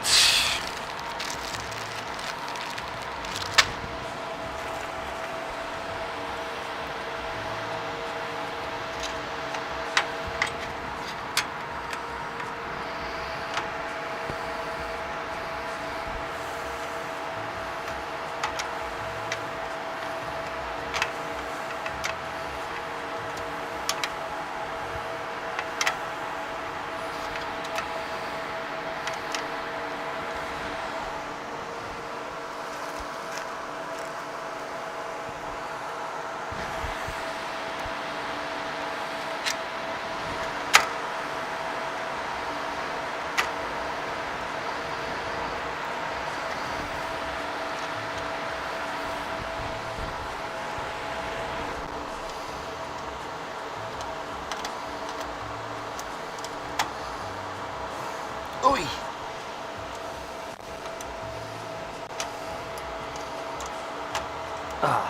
Trying to start these things. Good God.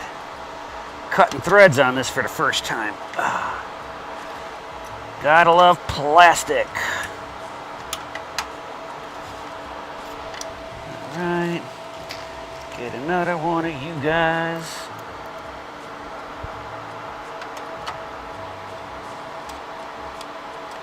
Alright.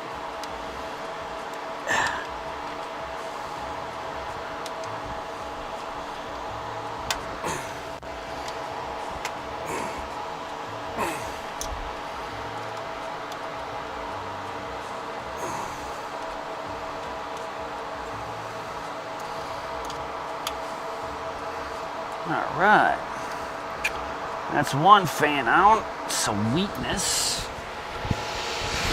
All right, cool.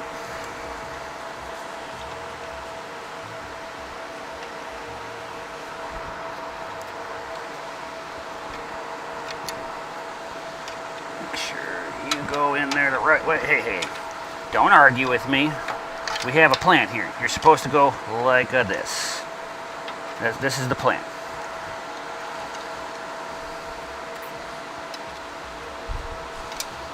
Okay. Put you over here. And then I'm gonna put you. Hey, don't be grabbing onto stuff. I didn't give you permission to do that.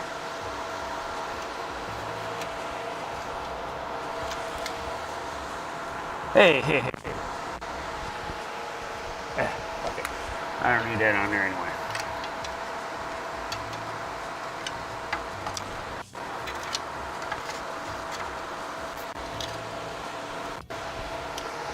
Right. Grab another one of you.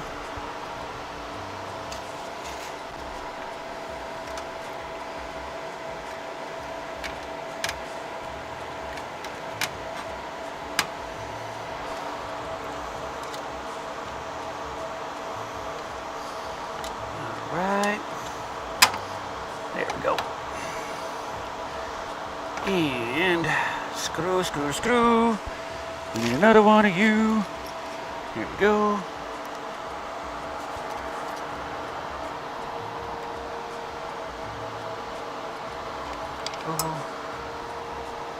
Oop.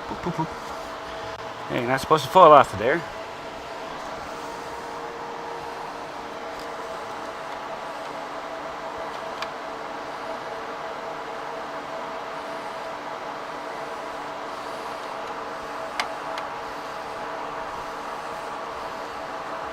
Right.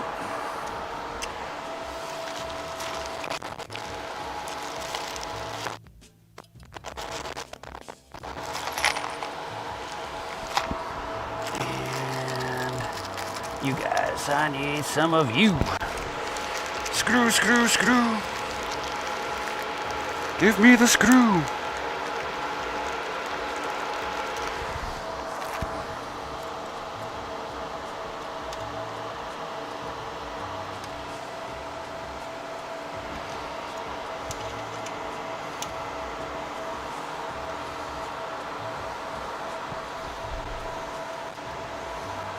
It is a little longer, but still works. Whatever. Don't care.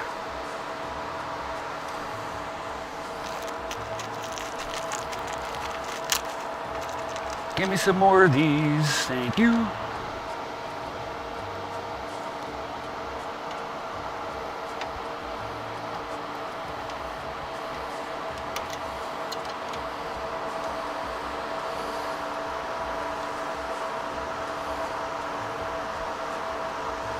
Alright.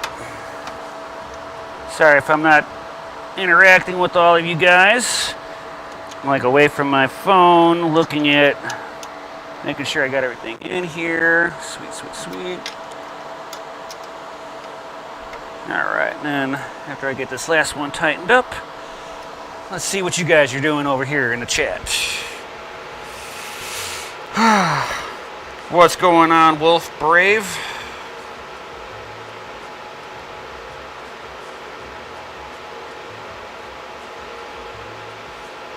In the dust goes the GPU, brilliant.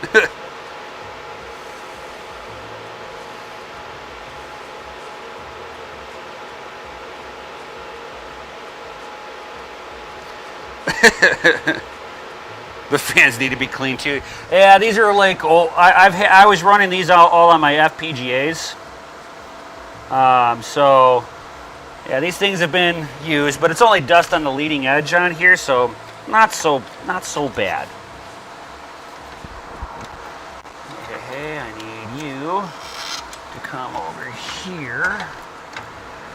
It'll probably be easier if I just plug you in right now. So I can drop you in.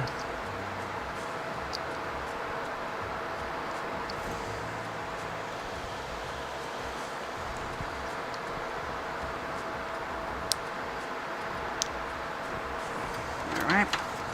I can drop you down just like that.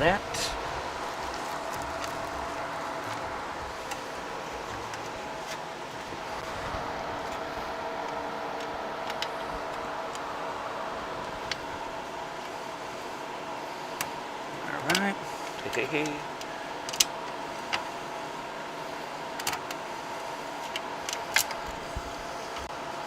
Alright, cool. There we go.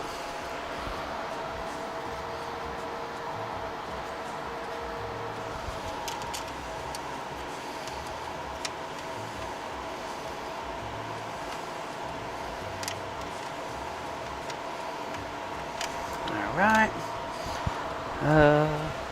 There's the tool. Screw you in a little bit here.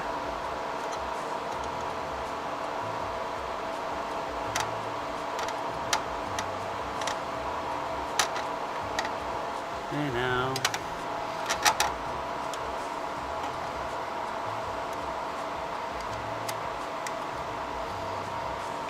Ah, son of a. There's that.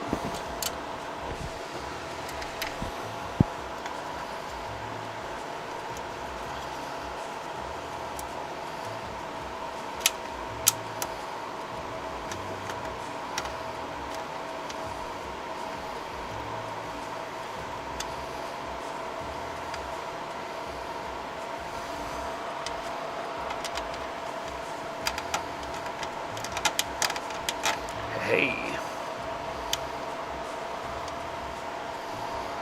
There we go.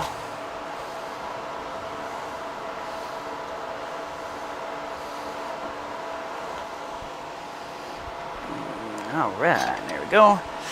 There's that. Move you out of the way so I can sit down a little bit here. Oh, the old man back here.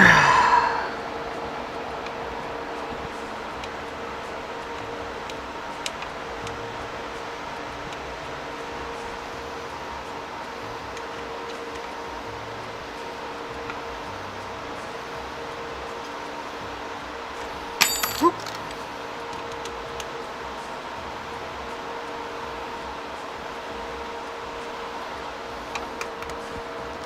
All right.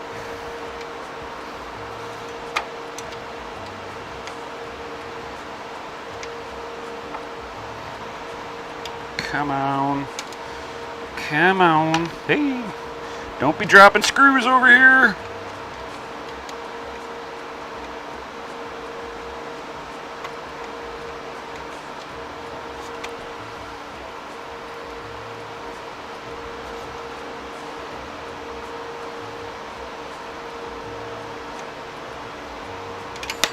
Ah!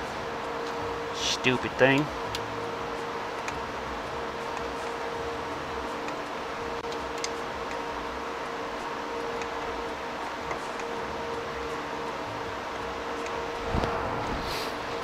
Hey now.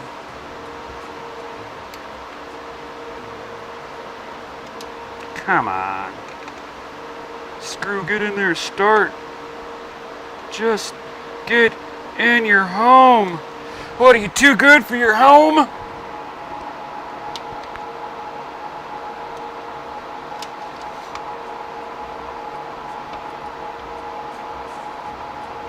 Come on. Oh, no, no.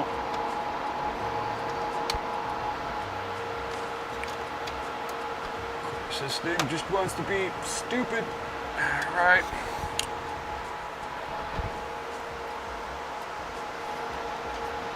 It's probably because I'm getting thirsty over here. It's distracting me a little bit because I'm thirsty. Oh, there we go. I think I got it. I think I got it.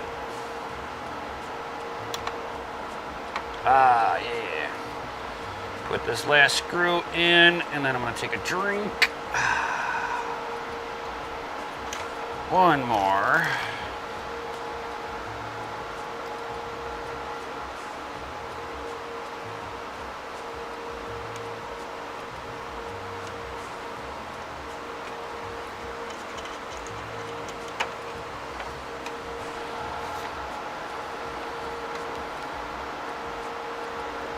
Right.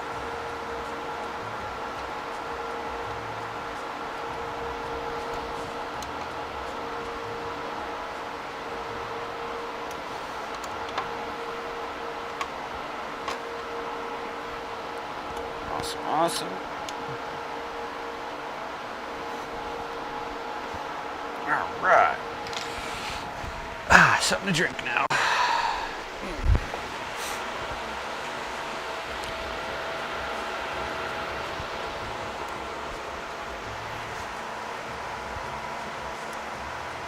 Gpus. Can't you hear those Delta fans in your living space? Even if it's in a room we saw in Tech Shinji room to your operation. I mean, yeah, I can hear the fans, but it's really not that bad, actually. It more sounds like you have a couple of box fans rolling, so it's not too bad.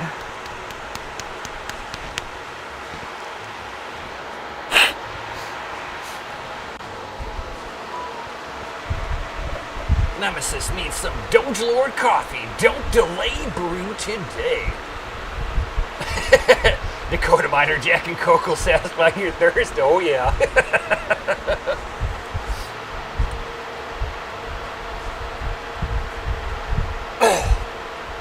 Yeah, so I mean, the Delta fans aren't too bad. I'm like, here, I'm going to walk into my mining room.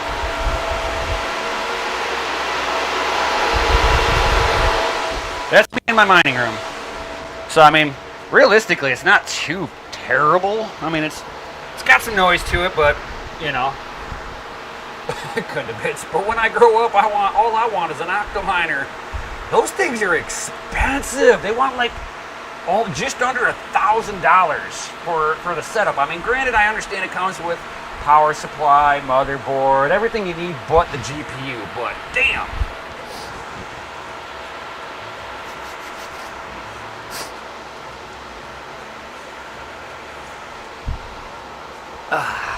All right, let's get back to the build here, and the last fan. Let's see if I can get you plugged in here. Is this what I need to plug you into? I think so. So let's see if I can plug it in. I had a feeling I should have plugged you in when I had the chance, but you know, all that hindsight and stuff. Come on, get in there. Almost. Get in there and almost. Come on. Give it to me. Oh, come on. Oh. Did I get you? Oh, I got you. Woohoo! Yeah, all right. Clean a little bit of that hair off of there. I mean, it'll draw air through, okay.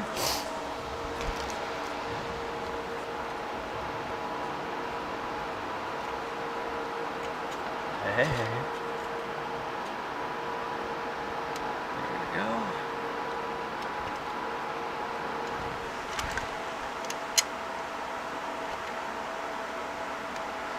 And all right. Let's see if I can get you in there.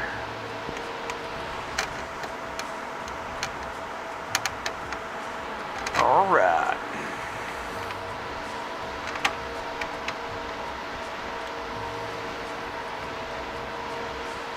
Get you in.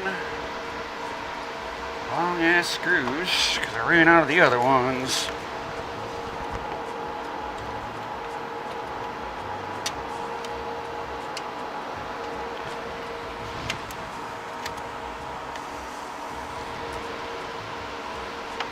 Oh, gotcha. First try. No way.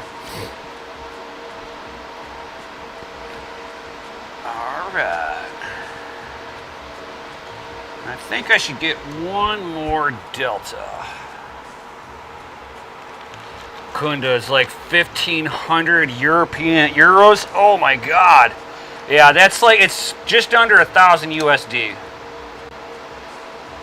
But yeah, that sucks. As much as I'd like to get the Octo Miner, it's like I've been looking at it and I'm like, oh man, that thing is nice. Especially when I saw Red Panda have them, I was like, ooh, shiny. Then I looked at the price on it and I was like, ooh, no.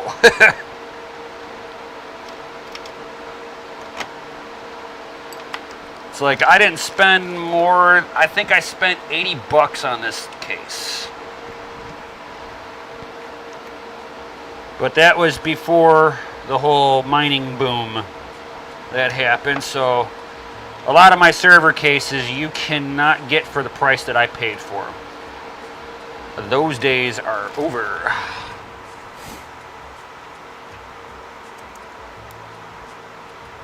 Oh yeah, yeah, because you're paying for the weight of that thing. That thing is chunky. It's chongus.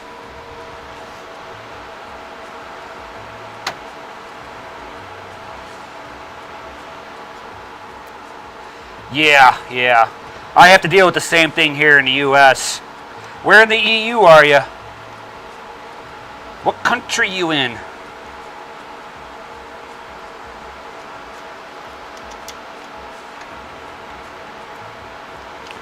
Yeah, the taxes for a lot of the stuff coming in here is like between 18 and 28% tax, especially if it comes from China. It is, I hate it, really.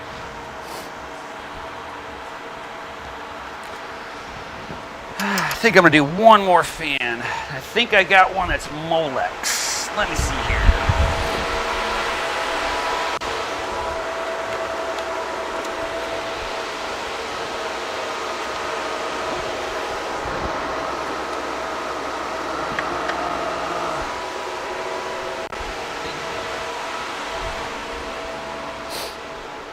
Yep, I got one more, and it's Molex.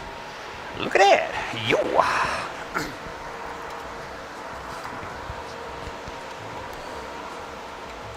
Denmark. Oh, nice. That is really cool.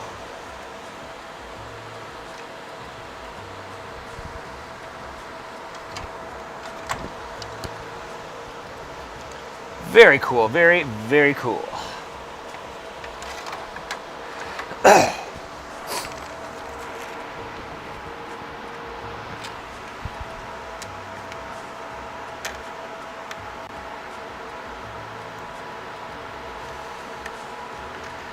Alright.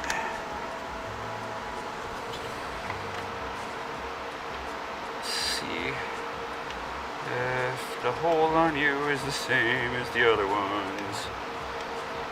These ones are some cheap Chinese shit. Oh, yeah, no. Yeah, no, yeah, no. Oh, come on, you. Oh, I think I got it. Hey. Hey, way, I've got a new complaint. Alright, here. I've got 3 on Veta frames, so no, almost. I'd like to transfer everything into server cases, just because the footprint that they take is a lot less. But I actually prefer to try to use the 4U 8 GPU server cases, just because I can fit 4 of those on a shelf. You know, it's like with 8 GPUs in each case, you know, it's like 4 to a shelf, you know, 8 times 4. So you get a nice consolidation all on one shelf. So if you're trying to scale, it works out a lot better. If you try to do open air frames, yeah, it works while you're at home. And they're easy to set up and deploy. But the new issue is like, okay, do you have enough of viable room to actually build them all? There we go.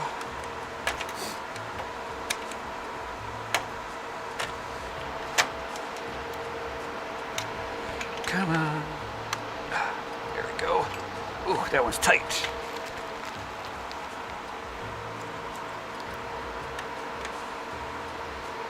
So this will be server case number 5 for me, and then I've got 3 open airs.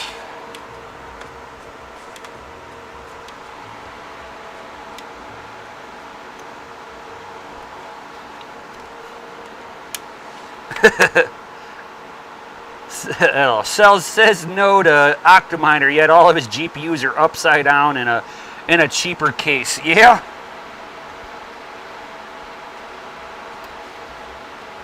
Yeah, I'll take that.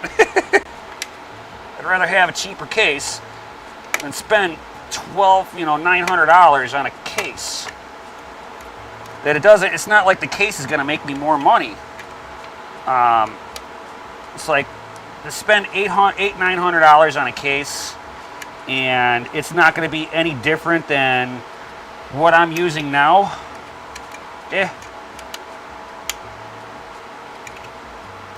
This is the only goofy case that I have where the GPUs are actually upside down, though.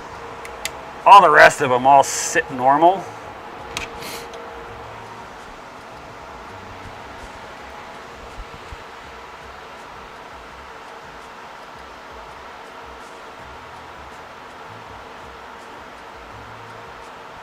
Yeah. For sure, Kunda. Alright. And there we go.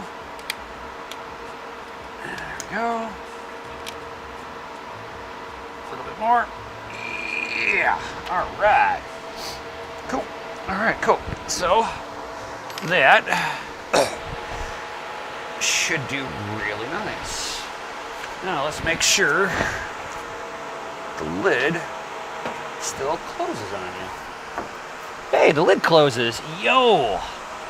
Now that's winning there.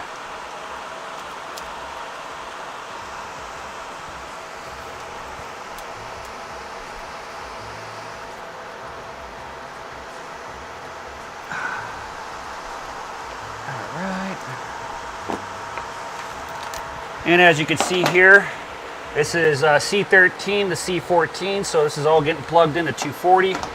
That's how I run all my rigs, 240 volt. It is the best way to run rigs. You do not want to run rigs on dirty 110 power. It's just easier to balance the power load on them. Let's get this out of my way here, get a drink. All right.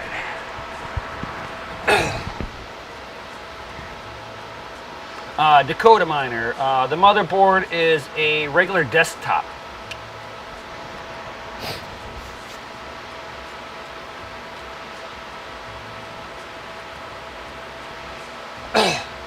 Yeah, for sure. It's like trying to get the four U's, the 6 to 8 GPU cases. Yeah, they're hard to get now. Like, and even when you do find them, they want like $300-400 for them now. It's like, ouch. My 4U's, I was paying like $80 USD shipped, so it wasn't too bad for me. And ties in, yo, what's up? What's up? The Cadillac of cases, yeah.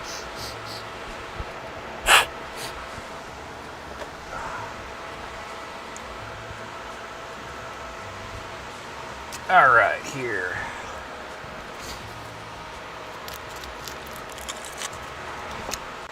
Let's go ahead and switch over here to the band. What's up, guys? So, go ahead and put that back up over here so I can read everything right up in front of me. So, yep, that was pretty much everything. This thing should pretty much fire up. I haven't the only thing I might have to do is go into BIOS, which is usually, it's pretty standard on regular desktop motherboards. You'll have to go into the BIOS and put 4G encoding on. This way it'll read all the GPUs in there.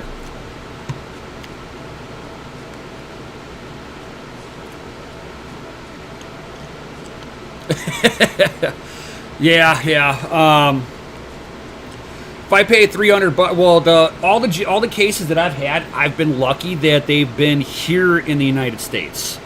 So I get, it's about a $20-30 shipping charge for it, because of the bulk, not so much of the weight, but these things they're just so oddball shaped, so big, and yeah.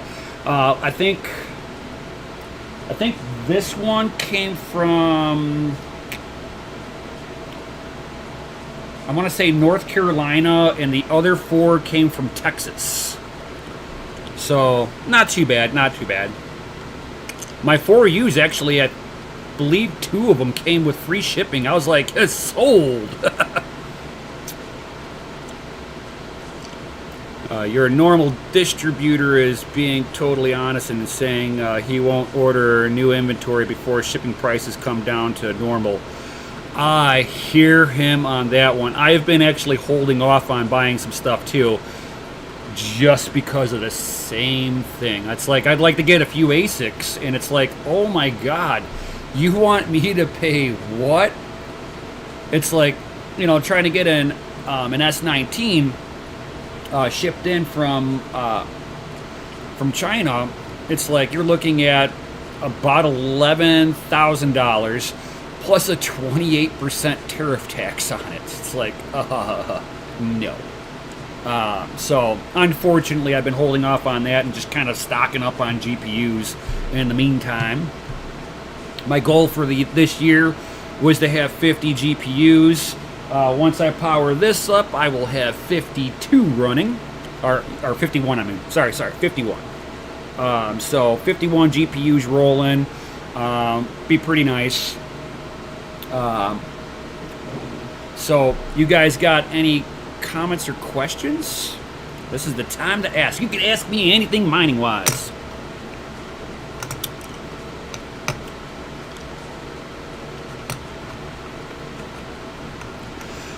Yes, I can get S19s from Compass. Compass wants, I think, around $15,000 for one.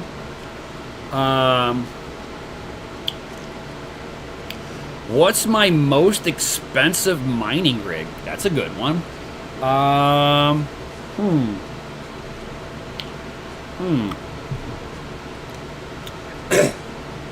I would say my 3080 rig.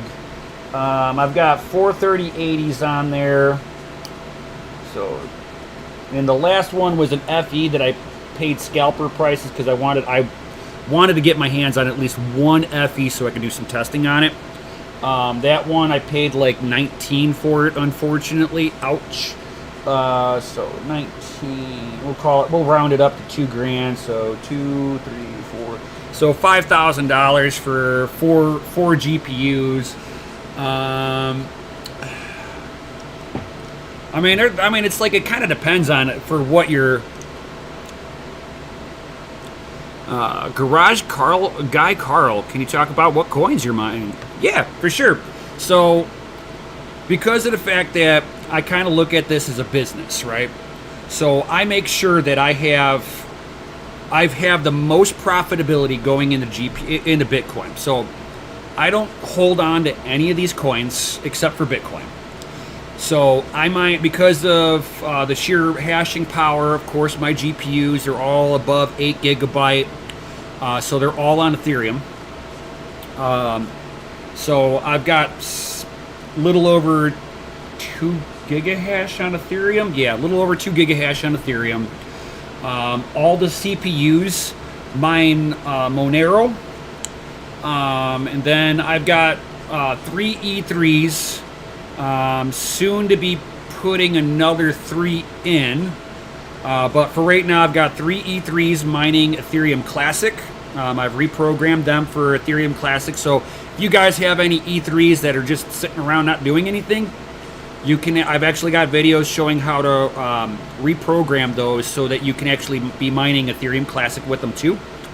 If you guys want the 2 miners file to get it, if you have your E3s, I've got the programming files from 2 miners to be able to connect in with their pool. And then I've got 1 mini Doge, which is mining Litecoin and Dogecoin. And then I've got 1 S9, of course, mining Bitcoin. So that's pretty much what I'm mining right now. I'll if there's something more profitable for my farm to mine, for sure, I will switch the GPUs over to whatever's most profitable for me. Because at the end of the day, this is how I look at it, is I want to double what my electric is. So, you know, if I've got $1,000 electric bill, I need to make $2,000. And then I want to add 10%. So, you know, you're talking, I should be after electric, I should be pulling in around $1,200 to $1,300. And that will make me happy enough that I'm not, you know, wasting my time, wasting my money. Because at the end of the day, again, I'm looking at this as a business, and I need to be able to scale. What will I be mining after Ethereum moves to proof of stake? That's hard to say. I would say that, yeah, that's really hard to say, because it's like I need to wait until see how the landscape is afterwards. I might even, you know, I might just toss it all temporarily onto Ethereum Classic and mine Ethereum Classic for a little while, and then kind of see how the landscape situates itself after that. Because if I put it onto Ethereum Classic and I get the other 3 E3s in, I'll be I'll be just under 3 gigahash on Ethereum Classic. And to me personally, I would almost rather be supporting Ethereum Classic devs, just because of the fact that at least Ethereum Classic devs don't change the rules, don't dictate how things are going to be. They believe in letting the community decide things, and they don't roll back blockchains. Kunda's like, one card at least has to mine Aeon. Yashnik is such a darling during the poker tournaments and for all of us. Yes, for sure. It's like I help Yashnik as much as I can with DCA, with promoting the poker tournaments and stuff. I love, Yashnik's awesome people. I love giving him a hard time whenever I can. Good old Yashnik. But I actually have some coin staked to his pool. Just because he gave during the poker tournament, he gave me some Aeon to be as a promoter for it, which he didn't have to do, nor did I ask him for it. He just, hey, you did this for me. Let me show you my appreciation. And I was like, yo, thank you. You didn't have to. I'm putting it on your pool. I'll let it stake to your pool. So that's what I'm doing. I mean, it's like a lot of people know that I'm not really big on proof of stake. I look at proof of stake as centralization because of the fact that you're trusting somebody else to be the node operator. The only thing I like about how Aeon does their staking is that the coin never leaves your wallet, so it's better than a lot of other ones. Another good one that allows you to stake within the wallet would be Redcoin, REDD coin, which that one's a really old school coin. Not much utility on it anymore, but it's still out there. But they're completely staking, but I'm just not really huge with staking. With Yashnik, I made an exception for him, just because it's like I love the community behind Aeon. The community is amazing. The people who support and the devs for Aeon, good people.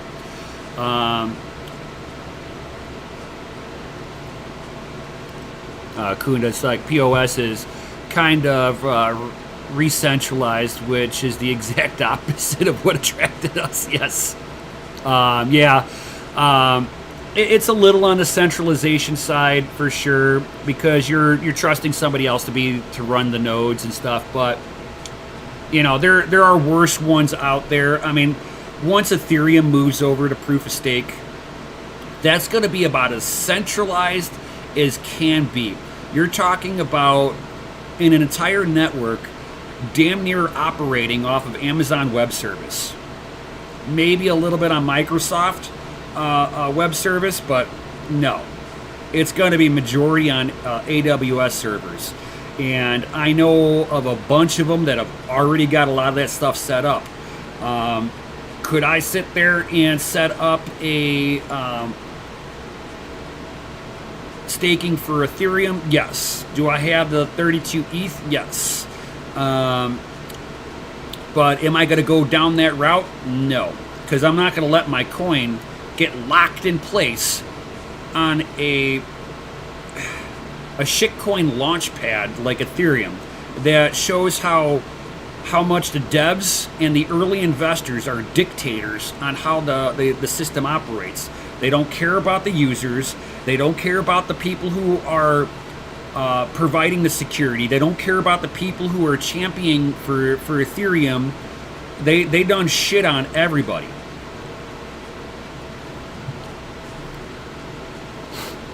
Yeah, here's a new project you can call. You can join to help us. ETH3. Join us, ETH. 3 years later. Fuck you, GPU miners. We need 32 ETH staked. Do you want to play with us? Yeah, exactly.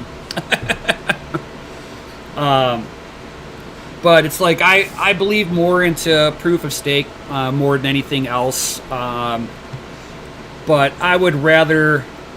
I'm eventually going to be switching over to pure Bitcoin. It's like, yeah, I'll keep my GPUs, but I've been slowly focusing in on going ASIC, setting up a big mining facility with my business partner, Crypto McKelb. Dakota Miner, yes. Pretty much you can use any motherboard out there. It doesn't matter what motherboard it is, in any way, shape, or form. You can use the micro ATX boards that only have 2 ports on it, and you can put U-bit 4-way splitters on there and still run 8 GPUs, even though you've only got 2 ports. Hell, you can even run on an old-ass motherboard. Do I have it? Here, give me 1 second here. Let me grab a motherboard.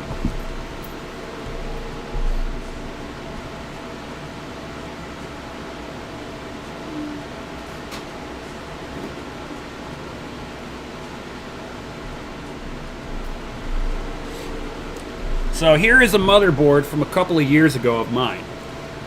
This is a ASRock. Which version is this?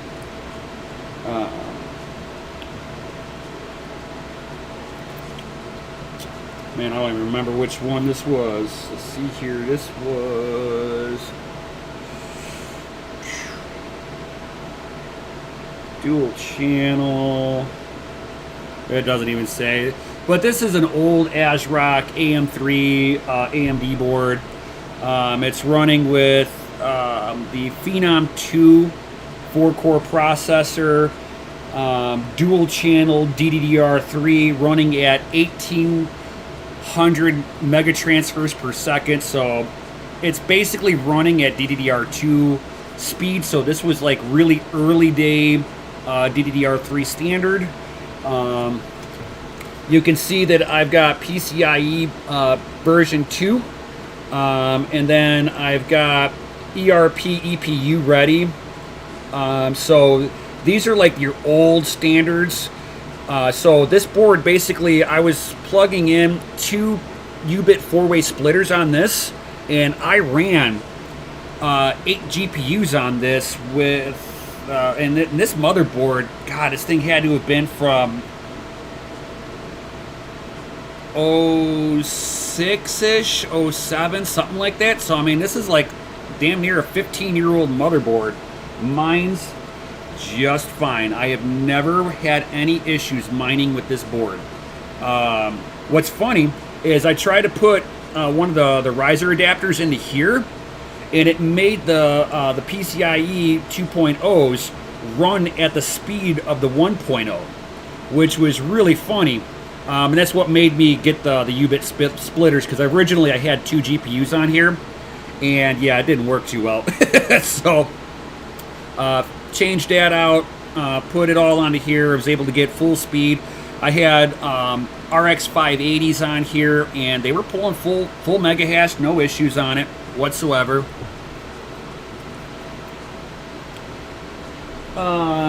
Let's see here. Hey, what's going on, Big Rome? What up, big guy? Any custom drivers for the GeForce RTX Eagle? I know some people who have put some aftermarket BIOSes on some of the NVIDIAs to get them to, because they were like power throttling, and they weren't the LHR cards either, and they were still power throttling. So usually if you have one that's a non-LHR and it won't give you full power, you'll have to get the, I would have to do a little research on it to see which drivers people have been putting onto them. But it kind of depends on what card you got. Like there's my MSI. I want to put, I've got the what is it, the MSI Trio. I want to put the Supreme BIOS on it and see if I can get more performance out of it. So yeah, there are ways to be able to do all of that, though. You might have access to buying servers for parts at cheap prices. Hey, let me know. Hit me up in the Discord. But yeah, yep, I'll have to take a look at it and see what everybody's been putting on there, and I'll message you.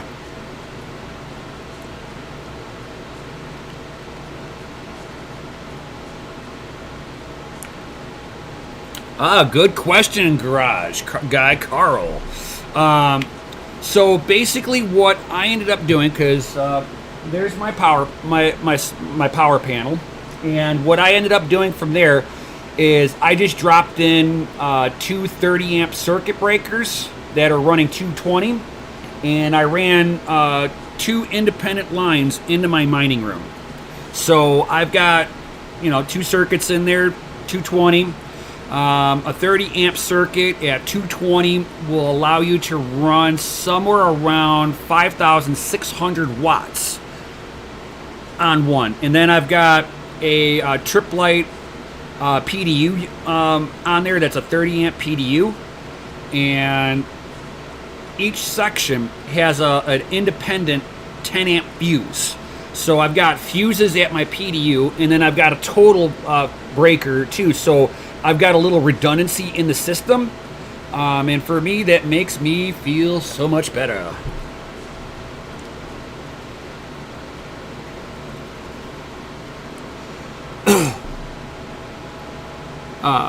Wolf Brave. I just think you might have hit the limit due to the PCI bifurcation. Not even on this one. With this 15 year old motherboard, 8 GPUs. Windows natively can handle 8 GPUs. Linux can natively handle 12. With that being said, the standard hasn't changed in 20 years. This is how the standard's been set up as far as I've known computers. I've been playing with them for a long time. I mean, I'm sure there's people out there that know IT tech stuff better than me. I mean, I'm a car junkie, so I build hot rod motors and stuff like that, but I also do a lot of the computer stuff for cars. So I understand how the communication works out on this. So the communication with mining, because it's such a low data limit, you don't fill up all the PCIe lanes fully. So as long as, like with this motherboard, as long as everything went into these 2 blue slots, I had full speed. Any of the white slots would about half the speed. So if my 580s were supposed to get 31.5 megahash, on the whites I'd be somewhere, I think it went right to about 14 megahash, and then I put them into the blue slots full speed, and I was able to put 4 GPUs on each lane. So as much as some people might think, oh, you're going to be limited by your motherboard, it really wasn't an issue that I had. Some people might have an issue, but I think it's more of a configuration problem. That motherboard, it had 4G encoding already enabled. It already supported Gen 2 and Gen 1. So with the riser adapters, they're only by 1. So with the Gen 1 supported, I didn't have any issues.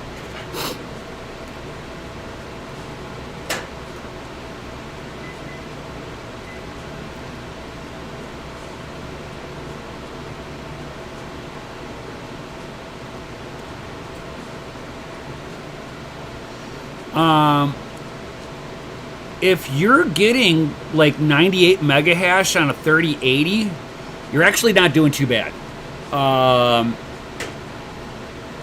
Like my EVGA XE3, I get like 97.5 for 205 watts. My MSI Supreme X, I get 99.68 for 215 watts. And my MSI Trio, I get about 200 watts, but that one is getting about 94 megahash. But my 3090, that one is about 300 watts for 121 megahash. But I got to put a fan on the back side of the card, because even though it's got thermal pads on the back side of it, because there's so much memory chips, good God, the memory just thermal throttles itself to death.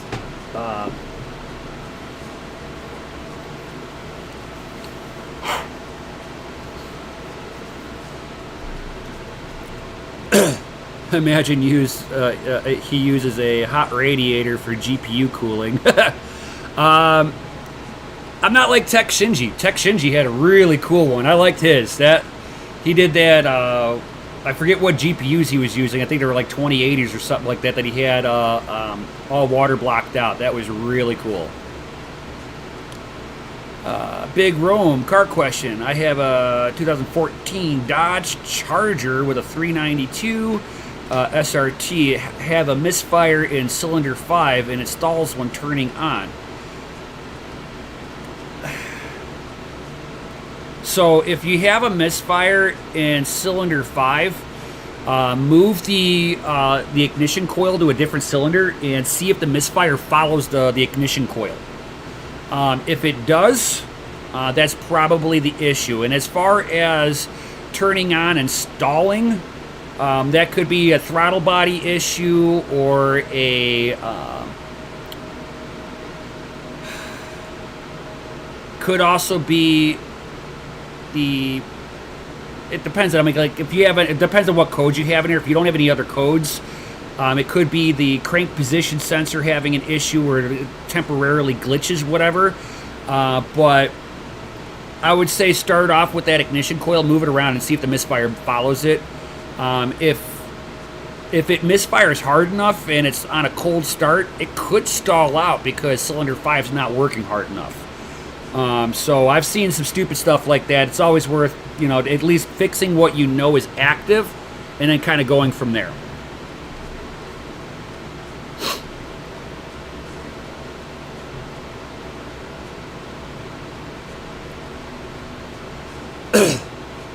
It's okay with the 98, but I see some YouTubers that are getting 100.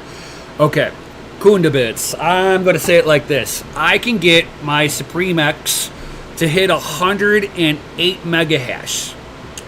It'll run about 235 watts to do so, which isn't bad. But after about a couple of hours, it'll start submitting invalid shares. And then it'll glitch out, so the rig shuts off on me every so often. Some of these YouTubers don't show that, where they go, hey, look, screenshot, click, look, it does this, I got it to do it, but they don't show you, hey, how did it hash over 24 hours? How did it hash over 72 hours? As much as you want the highest hash possible, the best performance, you also want stability, because if you get, like, let's say, an extra 10 mega hash, right? But over the course of the day, it turns off 8 times for 10 minutes. You're losing more hash rate than you're gaining. So it's better to dial it back just a little bit until you find that sweet spot where it stops giving invalid shares or stale shares or glitching out. Because all of those things are just, it's a waste of electricity at that point. You want to be as efficient as humanly possible. Yes, the Morad, the 420 water cooler, yeah, it was totally epic. Triple D, what kind of 3090 do you have? I have the EVGA XE3, or XC3, I'm sorry. And that one gets 121 mega hash at like 300 watts all day long.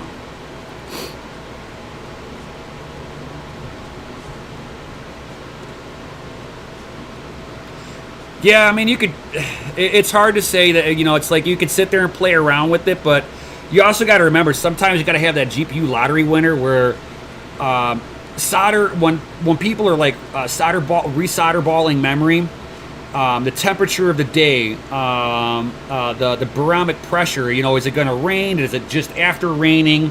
What was the temperature overall outside? A lot of these things all kind of make a difference. Hell, even the time of year that makes a difference. The position of the moon. I mean, a lot of this stuff kind of affects the environment that you're sitting in. And it is stupid as it sounds. When you're going on a microscopic level with solder joints and stuff, it makes the world of difference. So if it was like a rainy day out and they were putting together your GPU, you're probably not going to have as much performance out of it versus somebody who is in the middle of summer, dry season, 50% humidity, full moon, whatever it may be. So it kind of like depends on how the performance is going to be on environment when it was put together. And a lot of people don't take that into account, and that's where you hear the terminology GPU lottery winner.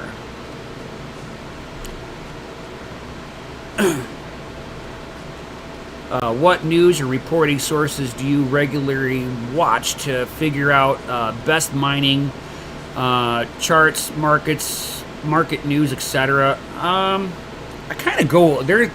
I get my information from a lot of different places.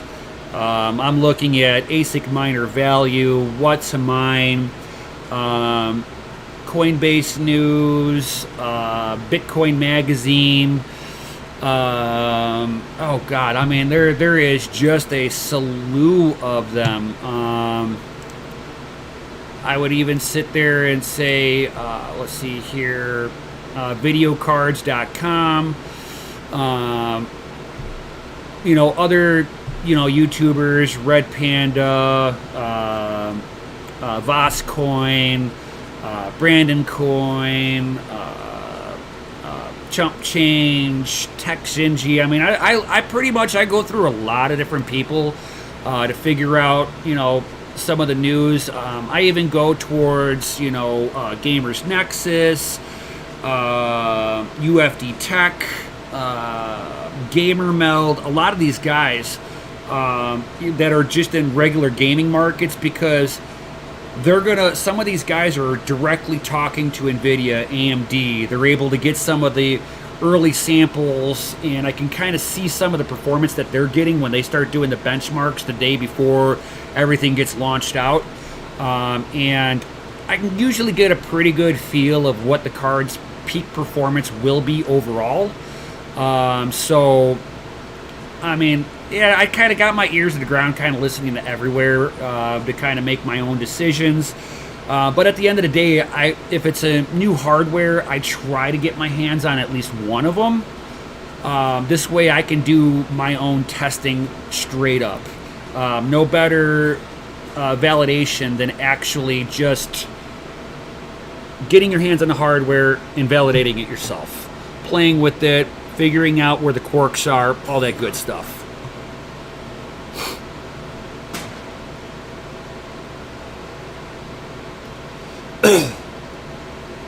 You're running, Mellow, I'm running one 2080 Super Round Raving at 30 megahash at 280 watts.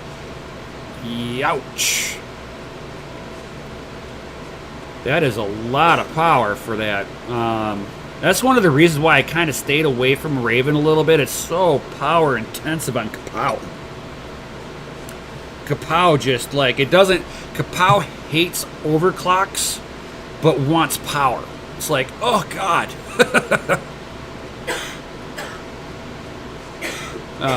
Wolf, I'm new to mining. Bless you.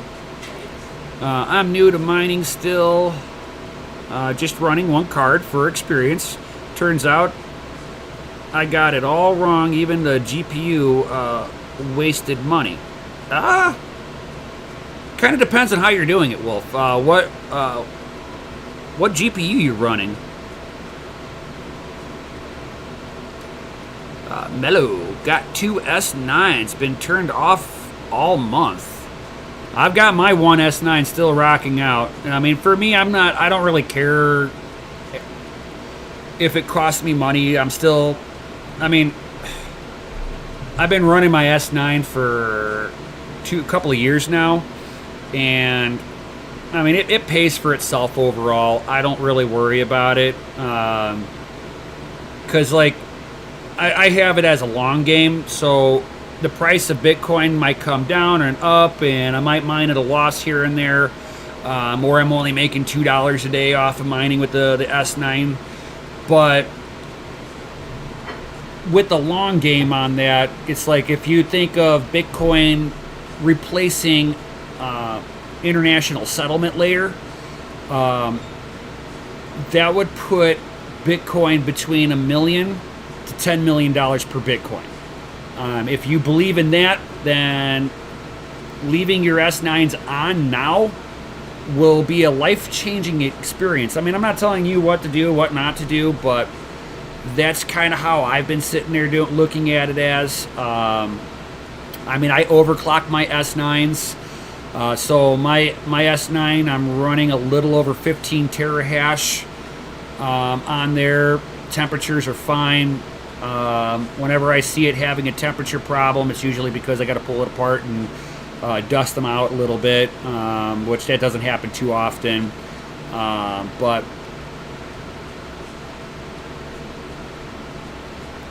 yeah. I mean, well, it might eat your electric up, but let me see here. Let me open up another tab. Basic miner value. And we'll go for an S9. Oop, not 6. I want 9. There we go. S9. At an S9, depending on which one if you're not overclocking, depends on which one you have, but I will say at 9 cents a kilowatt hour. Okay, I want, let's see, S9. 9 cents a kilowatt hour. Even if you had the 12.5 terahash, you're still making about 50 cents a day.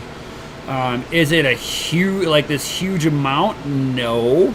But like I said, I've got my S9 to about 15.5 terahash, so I'm making about $1 a day with it. Am I getting rich with it? No, but at least I could sit there and say I'm mining Bitcoin, I'm supporting the network, and again, with the long game, I'm not really worried. Hey, no problem, Triple D. Smash that Lizzie like button on your way out, of course. Subscribe so you know, and hit the bell notification so you know when I drop more videos, all that good stuff. For sure. Exactly, Kunda. It's like at least 1 million before 2025 to 2030, for sure. I mean, Bitcoin's a long game, and it rewards you for saving. Wolf 3070 Ti LHR should have gotten the 3070. I actually have a 3070 LHR. I mean, it gets as good of performance mining as my 1080 Ti's. So if I compare the 3070 non-Ti to my 1080 Ti's, I'm getting 45 to 46 megahash at 135 watts. I'm not really doing too bad, I think. Hey, Crypto Bedell, for sure, you have a good one. Oh, Mello, you're running them at 17 terahash overclock. Not bad.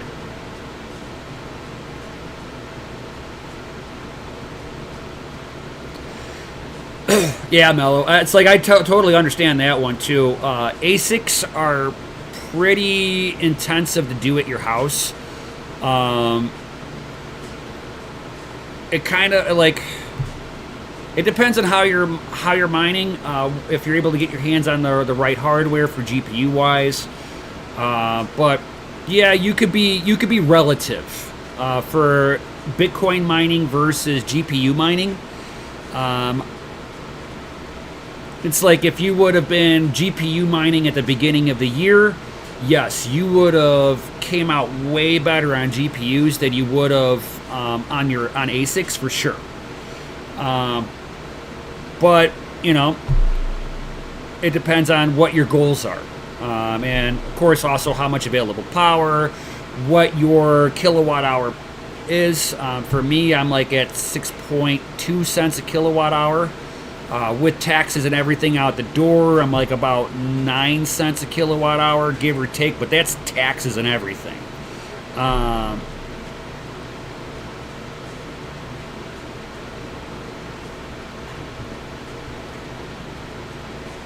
You saw some people with the 92% LHR unlock.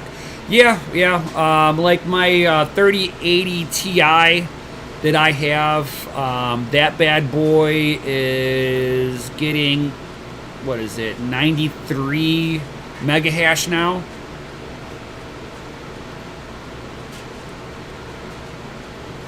Mellow, I learned how to fix hash boards and all that seems that the GPU mining is less power intensive. Also, you can switch to the most profitable versus ASICs. True. And then if you know how to fix hash boards, fixing GPU issues is way easier. But if you're like me and you're like, hey, I want to have I want to maximize my hash rate, it's going to be, GPUs get pretty intensive too. I mean, look at Bitsby Tripping. He's got like 3,000 GPUs running, and he's switching over to Immersion Mining, which, if anybody's unfamiliar with Immersion Mining, it's using a synthetic mineral oil. It's not mineral oil, but it's a synthetic version, because mineral oil will break down anything with the consistency of rubber, which that will be your capacitors. So the synthetic mineral oil, and you're able to take the fans off and just kind of have radiators outside, all that good stuff, and your heat loads down. You're able to push your cards a little bit further. Same thing with ASICs.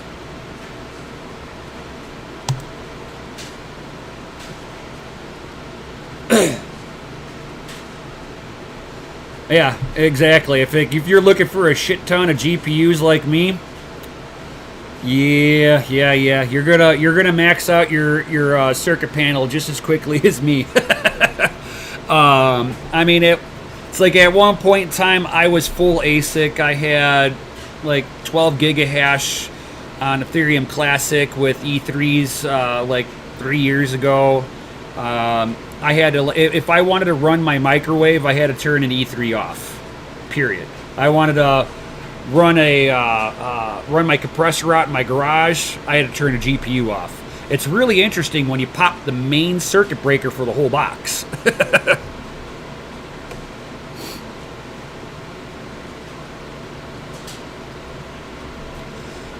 Wolf, I'm running ASICs right now. What I usually tell, like, a lot of people don't have a bunch of 220 circuits. A lot of circuitry is 110. So if you're, 14 to 16 gauge wire and a 15 amp circuit breaker, yeah, you're only going to be able to put 1,000, 1,200 watts onto that circuit. Where I rewired for 220 and I've got 30 amps. I got 60 amps worth of 220 in my mining room right now that I actually put together. So not too bad. Wolf, power is expensive. 30 cents a kilowatt hour. Not knowing where you are, you might want to talk to your power company and see if they've got any power plans that you can get into that are for higher power usage. Might be worth it for you.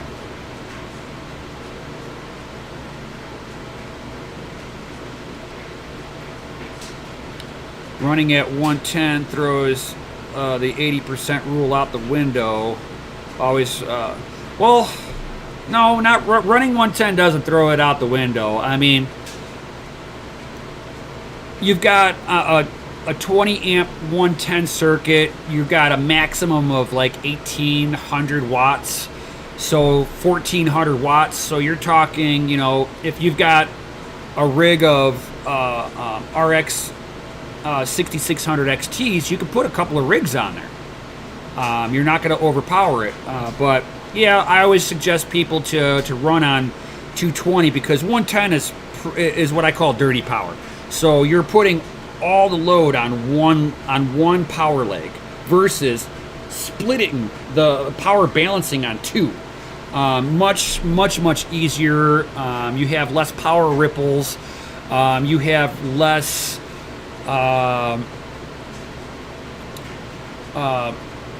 less power spiking going on with 110, so it's not too bad.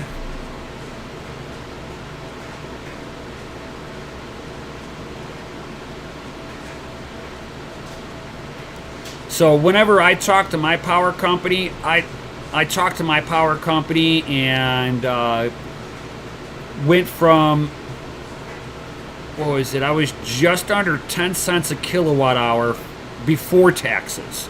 Talked to the power company and got my stuff down to 6.2 cents a kilowatt hour. There are also, if you call up your power company, sometimes they've got discounts. If you say, hey, I have an electric car that I'm charging up, they'll give you a little bit of a lower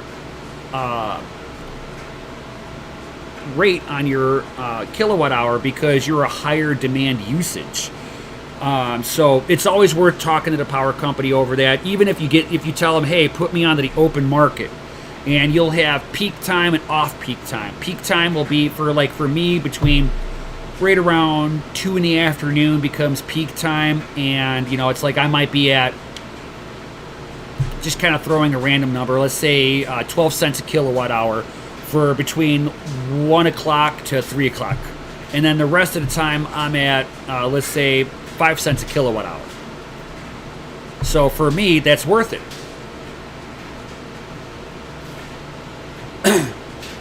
Same here, but it's standard EU price. I get 33% discount as you have 100% eco heating. Oh, nice. Yeah. But it's still 19 cents is steep. Yes. I would even, it's like, Kunda, I would almost even talk to them and see if you could be put onto the open market. That's how I would almost do that one. Garage guy. So source new /U GPU CPUs. Do you go straight to the manufacturer or secondhand markets? Good question. With the new GPUs, the new series GPUs, yeah, I'm trying to get it directly from the source. Newegg, Micro Center, Best Buy.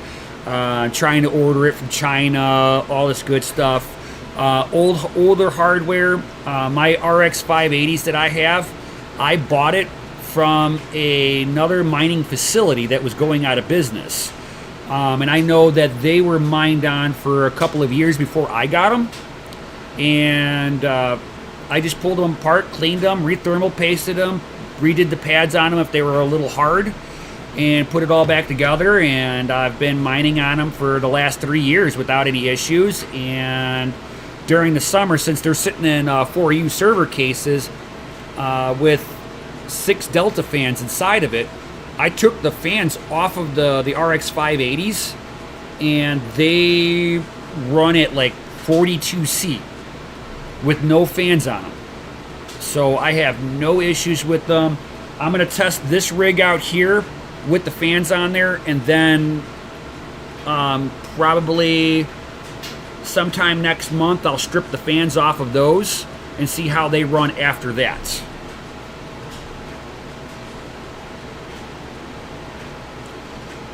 Jason, best way to save power is a solar power grid tie system. I will say no on that one because,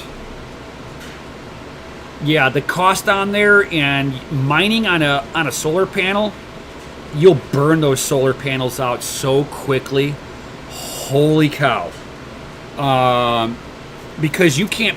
I mean, unless you've got like big property, you can't put in like an S9. Take for instance 3 hashing boards. That's going to be 3 big giant solar panels by itself. Try to scale that up.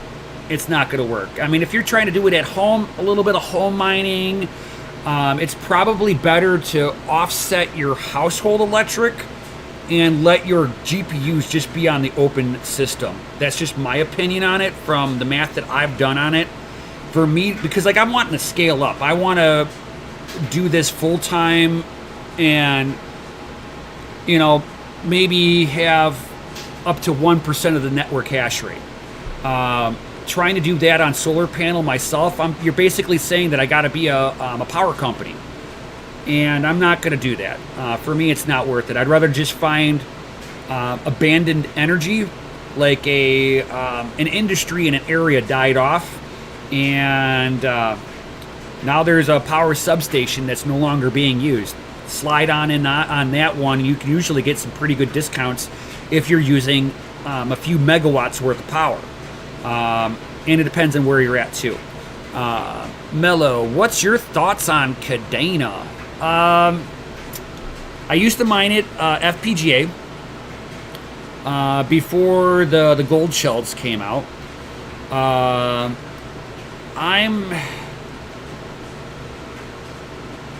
It's an interesting concept of what they're doing, but they have issues with how they do their chains. So because of the 20 chains now, I'm not a fan of that. I'm sure they've gotten a little bit better, but I was having issues with payouts being stuck on certain chains. It was so annoying. Yes, I know people are mining them very profitably. If you had the gold shell KD5, you're making over $100 a day on it. But I'm not going down that route. I don't really see long-term usability on it. Interesting project, though, for sure. But, yeah, I mean, I'm not sitting here saying, oh, you shouldn't use it or, be a part of the network. But, I mean, mining-wise, I'm not going to try to build out on a system that their product is as buggy as it is. So that's kind of my point of view on the Kadena stuff. But again, most of the stuff that I mine, when I get a payout, I sell it and get Bitcoin. I try to keep everything in Bitcoin. I've watched too much fluctuation and die-offs on altcoins, where if you would have mined and bought Bitcoin the moment you got a payout, 99% of the time you're actually doing better than if you would have mined whatever altcoin it held. So it's more gambling, hoping that there's a pump. But once you see the pump, you got to turn the emotion off going, oh, it's going to go higher, it's going to go higher. No. You transfer. Because as soon as it gets done past its pump, it's over. It's not coming back. Look, take for instance Raptorium. Yeah, everybody, oh yeah, mine. Now the price is down. People who held, they're getting wrecked.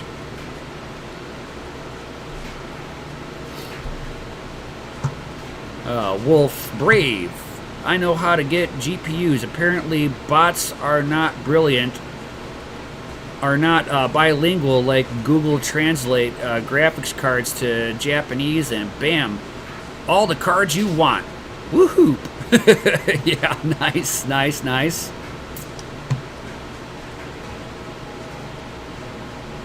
You'd have overdue battery. Yeah, exactly, Kunda. Now, you can get away from the batteries if you're willing to have your miners shut off as the sun went down. Then you're only mining while the sun's up. You got green energy. It's the energy's pretty much free, but you still have the expense of the panels. Yeah.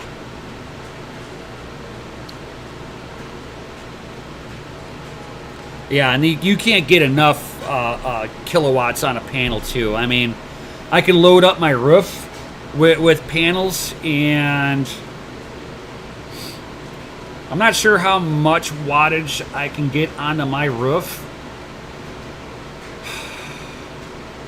But yeah, for me, it's just not worth it. I'd rather just stay on the power network and just kind of try to figure out how to get the cheapest power possible price-wise, and let somebody else deal with all the maintenance on the electric side. Yeah, $65,000 for one miner is a definite gamble. Yes. But if you would have gotten in on the KD5s when they first came out, you would have been under 10 grand. But you also wouldn't have been making that kind of money up until now. So I mean, it's pretty much it's a gamble out. At the end of the day, it's a big gamble.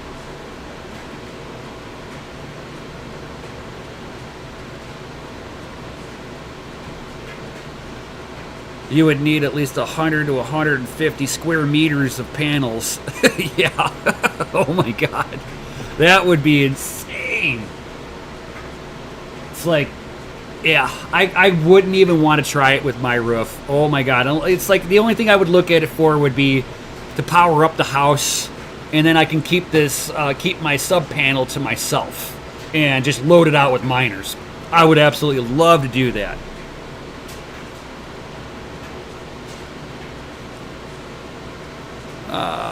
Levy, what's going on? What's the best temp for long-term use of mining? That's actually a good question. It kind of depends.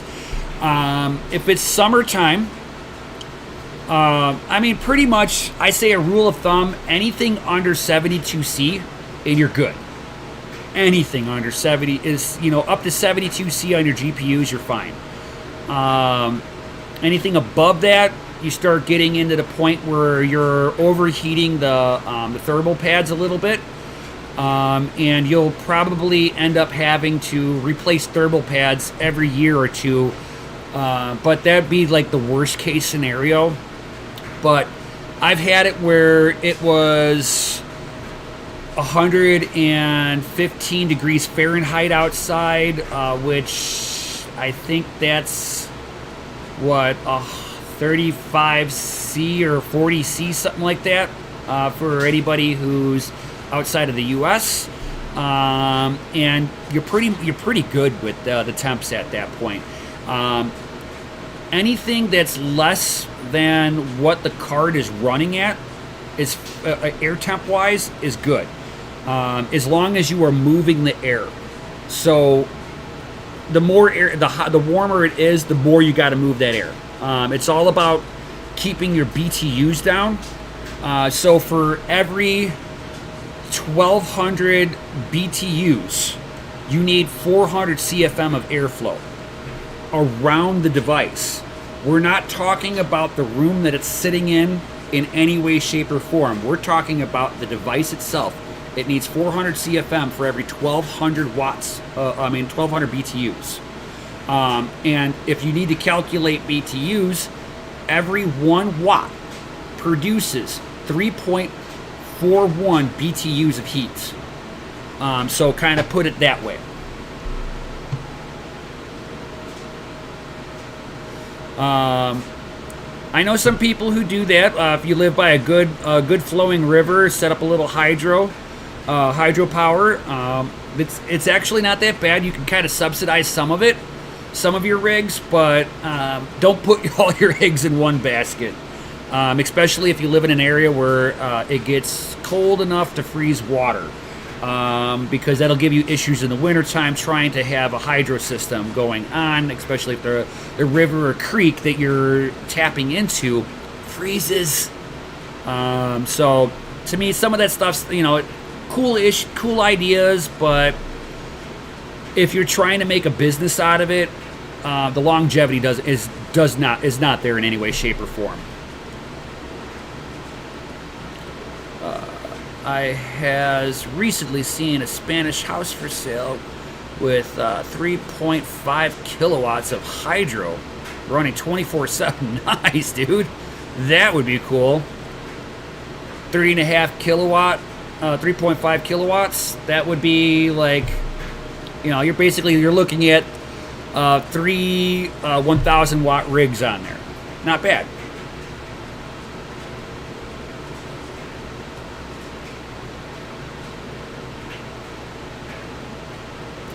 So, yeah, if you're in a nice warm area, for sure, you're just going to want to pick up the airspeed. You don't need AC. Do not waste your time with AC. If you've got, let's say, 2,000 watt rigs and you've only got a 1,000 watt AC unit, it's not going to work. You're better off using, instead of a 1,000 watt AC unit, using a couple 6,000 CFM fans that are running 150 watts apiece. That's basically what I do. I've got a 10 by 15 room that I've got two 6,000 CFM fans. So whenever in the summertime when it gets warm out, I shut the room, seal it off, and I pull the room into a vacuum, and I'm exchanging all the air in that room around 500 times an hour to keep the air temp right. Even on a 115 degree day, the room only got up to about 100 degrees Fahrenheit.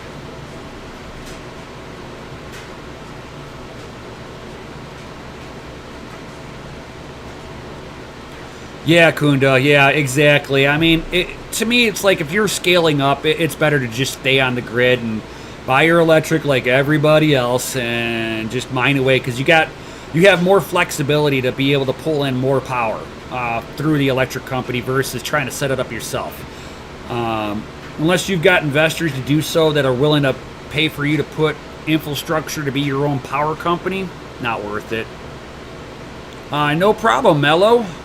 Thanks for the info and patience with the questions. I liked and subbed. Glad I found your channel. For sure. Thank you, my man. Thank you, thank you, thank you.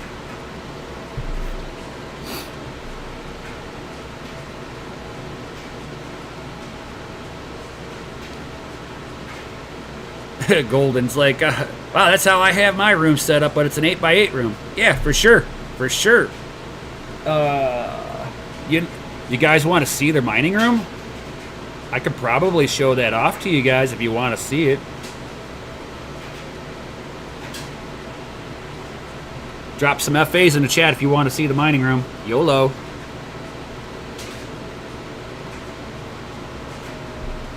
I had a mobile aircon, but brought a 3500 CFM sound insulated box fan. Worked pretty fine. Better than the noisy Deltas. Yeah, for sure. It's like, oh hell yeah, let's go. Hey, drop those FAs in the Chizat. We'll get it going. How do I want to do this?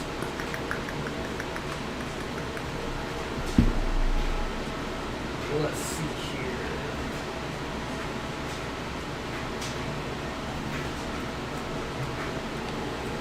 Let's move this.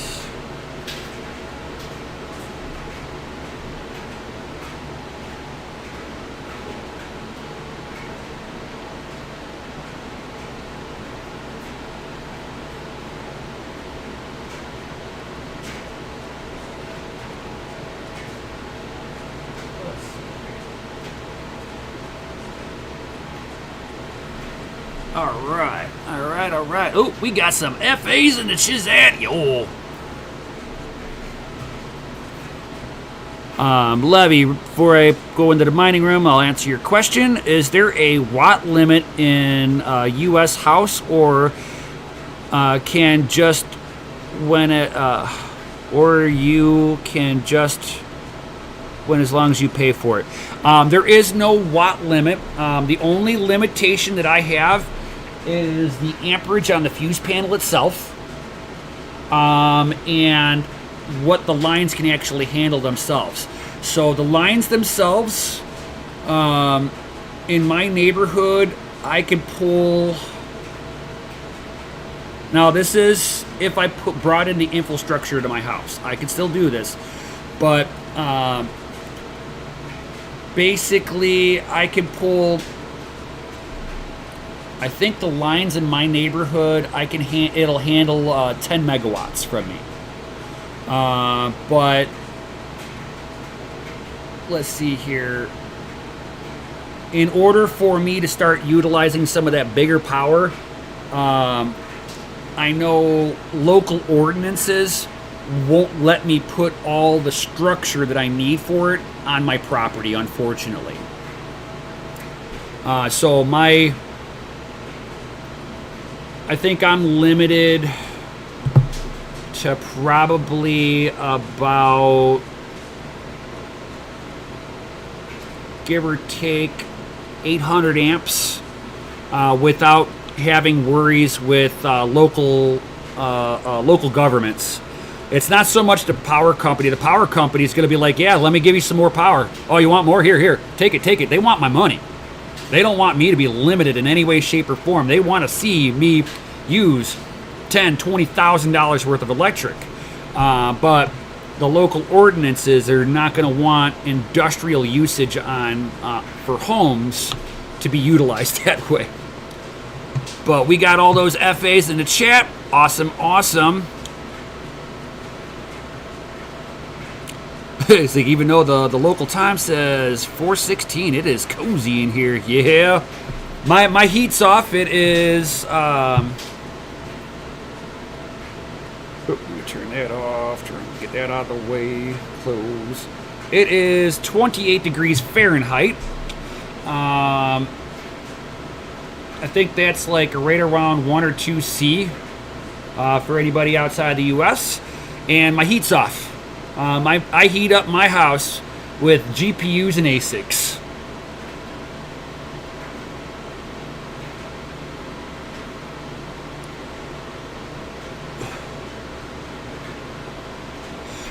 The round transformers, if you see the small ones are 200 amp, 280 volt.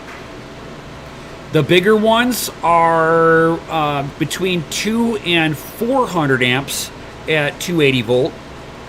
And then you got your transformers that sit on the ground, and those ones will range anywhere from between 400 and 600 amps, 480 volts.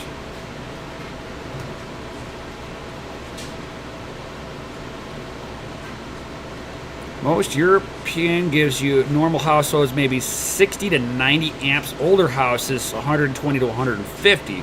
Damn. So let's go ahead and go into the mining room, guys. I will give you guys the dime tour. Bam. I won't be able to see the chat, guys, so here we go. And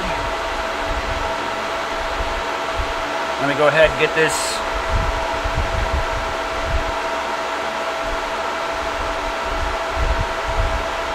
Bam. So there are 66, the rigs here.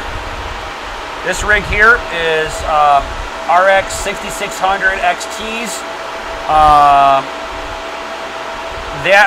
This GPU here is a 3080 Ti. This one's a 3070, both LHRs.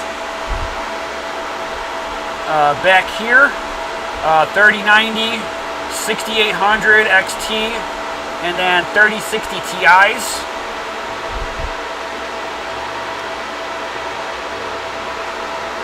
Let me get this to stand up.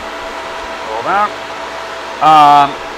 E3s, one here, 2 over here, mini Doge, Bitcoin. Let me go ahead and then here are my other servers. So, you know, you got 8 GPUs in each one of these. So I've got quite a collection, guys. And then, you know, it's like I got my pile of my box pile and extra parts. So if there's anything I need,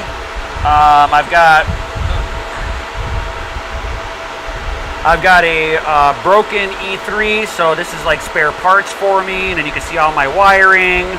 I got some extra Veta frames over here, but I got all my, you know, an extra power supply up here, all that good stuff.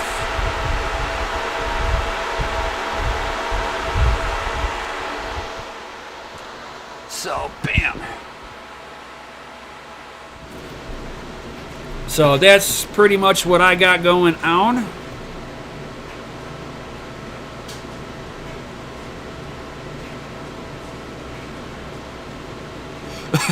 Wolf Brave, yeah. With that being said, if you're more like that, Treem CS, show us your overclocks, yo. I could do that. How's this? We can do that tomorrow. So definitely subscribe, Treem CS. Subscribe, hit the bell notification. I'm going to have this rig behind me all set up tomorrow, overclocked, all that good stuff. We can go through a few of my rigs, and I can show you some of the overclocks that I'm running on various GPUs. What GPUs are you running? Usually also helps knowing if you've got any GPUs you're running. Sometimes I can help overclock some of those too, because I love overclocking GPUs and undervolting the hell out of them.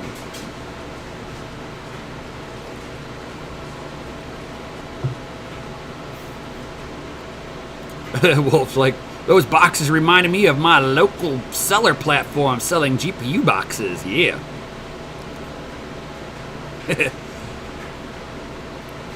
For sure, Treem.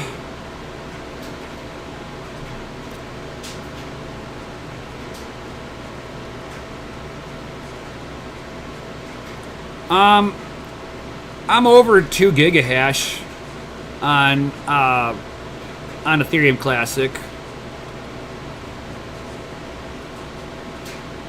Oh, you got some 6800 XTs. Okay, cool. I've got one. Tomorrow, I will show you the rig. How's that? Because those 6800 XTs are pretty finicky. I had a few arguments with it before it, I got it to start hashing at about, I think it's over 62 mega hash for 135 to 140 watts. So yes, I'll show you that tomorrow, my man. Garage guy, it's like, what about CPU mining? Myself, all my CPUs are mining Monero, including I've got a Raspberry Pi 4, the 4 gigabyte one, not the 8 gigabyte, and even that one's mining Monero. So my Threadripper on my PC, unless I'm streaming like I am now, it mines Monero. So everything I do is mining Monero. I know a bunch of people who rode out on the Raptorium hype train. I didn't. To me, I would rather have a privacy coin on that, because CPU mining overall is usually not that profitable, and I don't try to go after the most profitable on a CPU. It's just more work for me. I'd just rather get the privacy tokens. That's me. Kunda's mining AVN right now. Nice. RTM is hyped, and a load of new miners. Yeah, and RTM is also GPU mined, so the hash rate's just getting destroyed on it right now. Natural progression of any coin. If it's monetarily incentivized, somebody will figure it out. That's how ASICs are. If a coin's got enough behind it, somebody will produce an ASIC for it. That's just clear and simple. Dream, gotcha. Nice.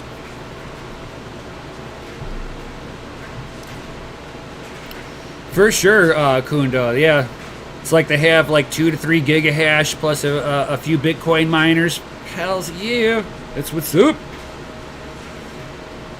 Yeah, I mean, between me and my business partner, we're trying to set up a Bitcoin mining facility / community hosting.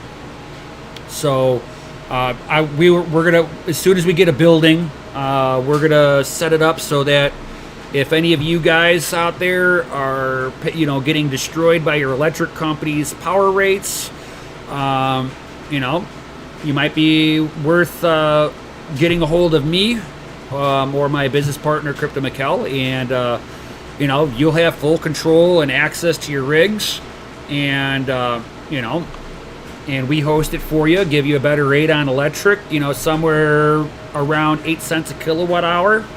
Most people can't really beat that. Most people. I mean, that's not for everybody. Some people can do just as good. But if you're, wanting to go down that route, cool. And, you can send it to us. We'll have a contract with you. It's like for me, I'm very business orientated. So for me, doing any shady ass fucking business is not worth it to me. It takes 2 seconds to lose a customer. It takes a lifetime to earn one. So once I earn a customer, I want to make sure that he has the utmost trust that he's taken care of. And how I do that is through full transparency. It's like you want a camera pointed at your rig so you can take a look at it every day. I'll do it for you. Everything will be underneath surveillance. It's like, it'll be a nice clean environment. You don't got to deal with, maintenance on there. Have maintenance fees, all this good stuff on there.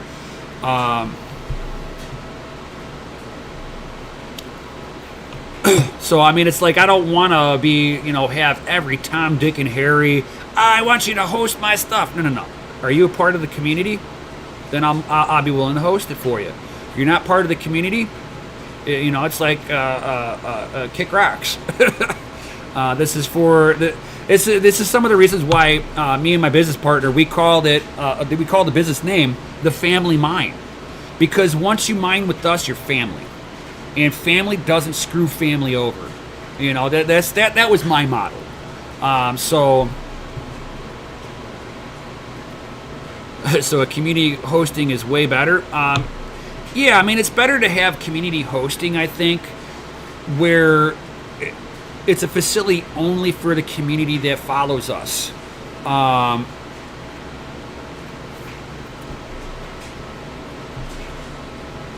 Hey, Kunda, if you are part of the community, knowing that you're in the EU, I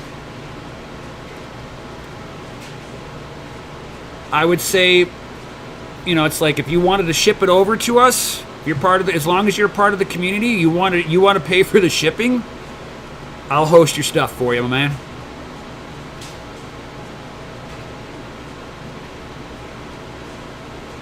It would be a standard contract. It's like if you want to have a contract that's valid in Europe, I'd have to look at that. But as far as anything else, even if, let's say for instance, I mean, like the worst case scenario, right?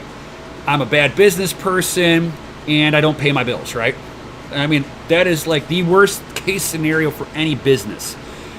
It's your equipment. I, as the company, do not own it.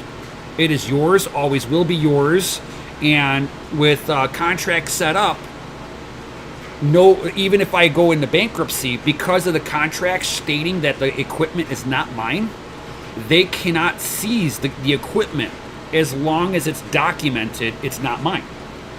Super easy to, I mean, it's like for me, it takes the risk off. It kind of puts a lot of people's minds at ease that that at the end of the day, all you got to do is pay for the shipping to get it back to you. So that's kind of how I look at it. That's just my concept. So, I mean, if you want to go down that route, we could certainly talk later on once I get the facility up and going, for sure.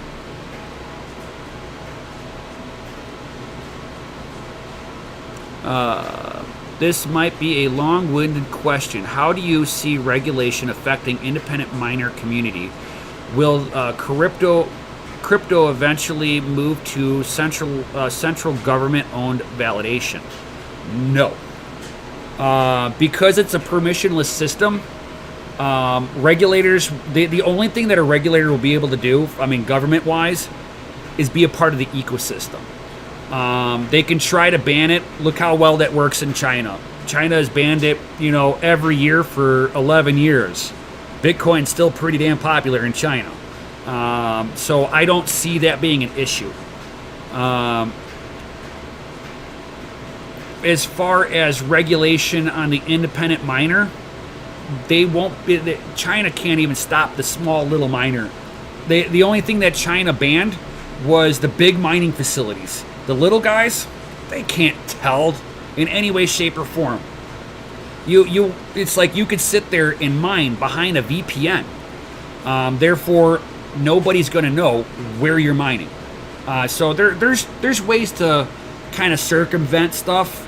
But until that time comes for me, I'm not going to worry about it.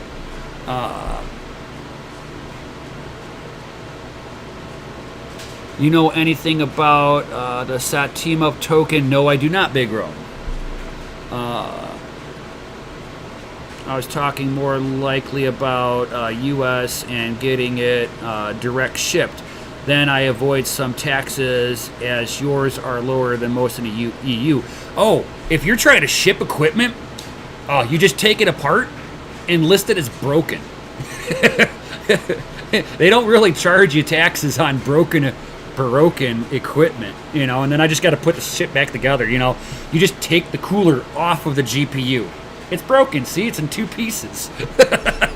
And then, you know, then you circumvent the taxation of it moving, getting it moved and all that good stuff.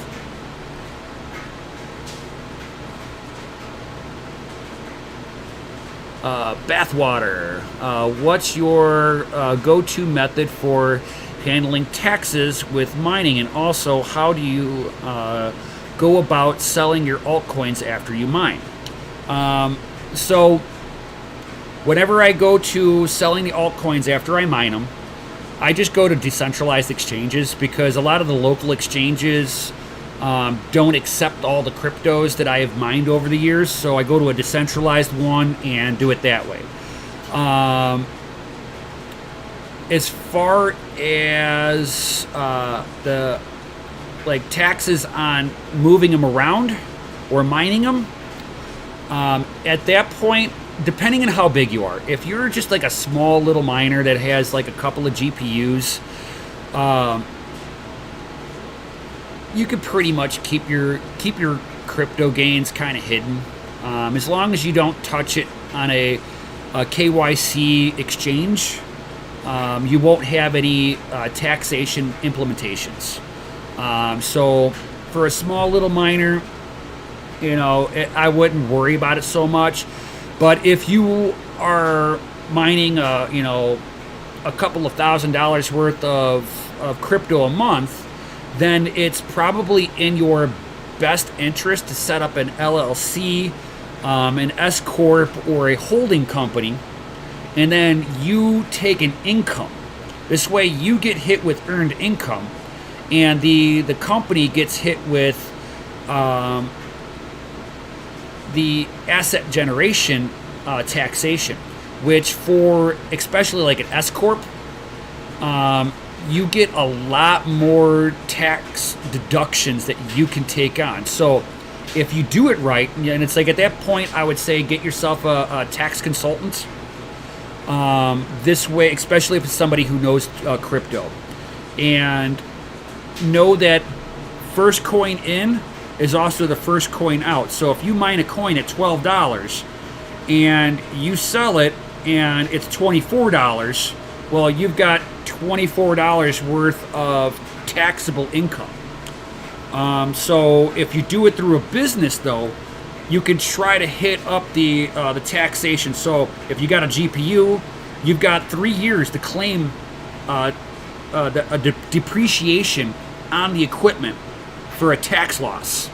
So you can help use your equipment for 3 years to help drop the price of your taxable income from it. And then you've just got earned income. So I mean, there's many ways to do this. But as long as you don't, if you're mining a lot and you're living on it, yeah, it is in your best interest to set up a business and use the business to take the hit for the taxes, because you as the individual, I mean, at least here in the United States, you as the individual don't have as many tax breaks as a business does. So Denmark, you only pay taxes when selling, not when mined or hodl coins. Only when you realized it in the fiat. Nice. But if it's mined coin and not one that you bought, you've got to pay the full taxation for all of it. Because let's say I buy a coin, it's $10, and I sell it, it's $20. Well, your capital gains here in the United States is only $10 because the initial $10 was your initial purchase.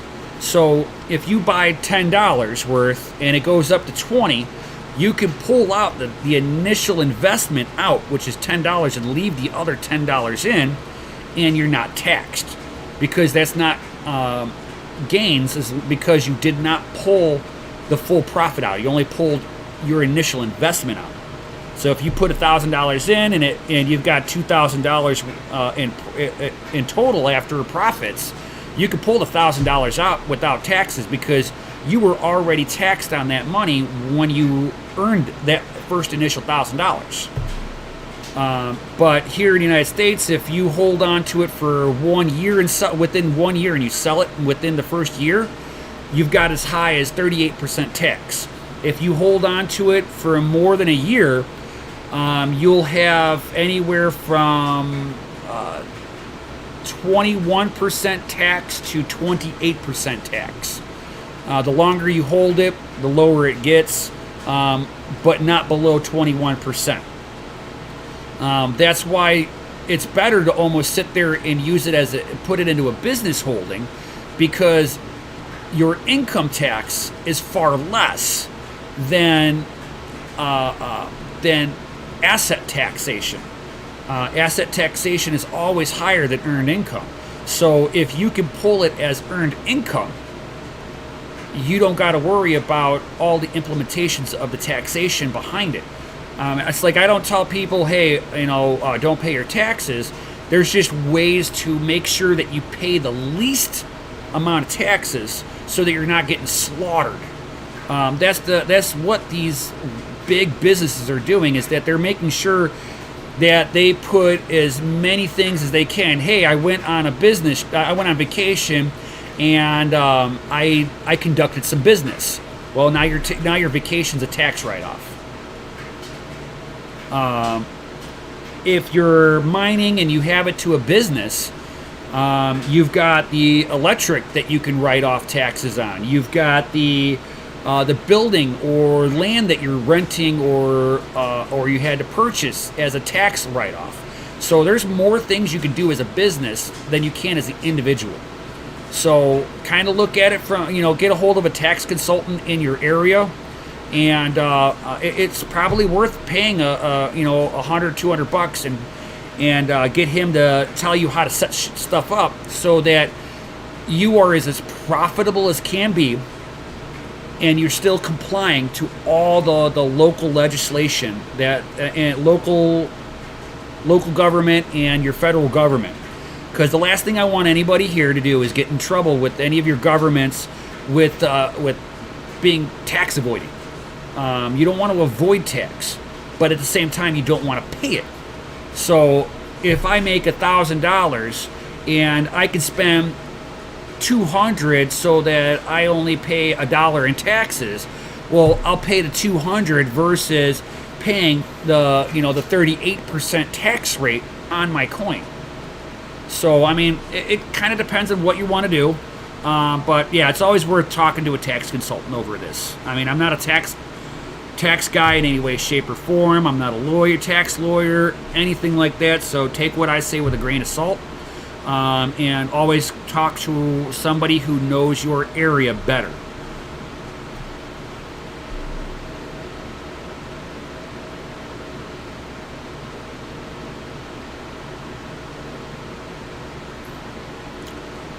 And that Kunda, that's where I would say the longer you hold on to it, the less tax implementations you'll probably have. So you'd have to kind of look into that for how Denmark sets it up, long-term holding versus short-term holding. Usually short-term holding is taxed at the highest rate, where if you're doing long-term holding, you're probably a little bit better off. And then it's, it might even be just as effective to, hey, I'm going to hold on to this. How can I put it? Like, wait until you get to a point where you're big enough to actually start the business up and run all the taxation through a business and take an earned income. So let's say you want, down the road, you want me to host your equipment for you. And because I'm hosting it for you, it gives you the ability to get more equipment. Maybe through a hosting service, you can get big enough to where you can actually justify the cost of running your own business.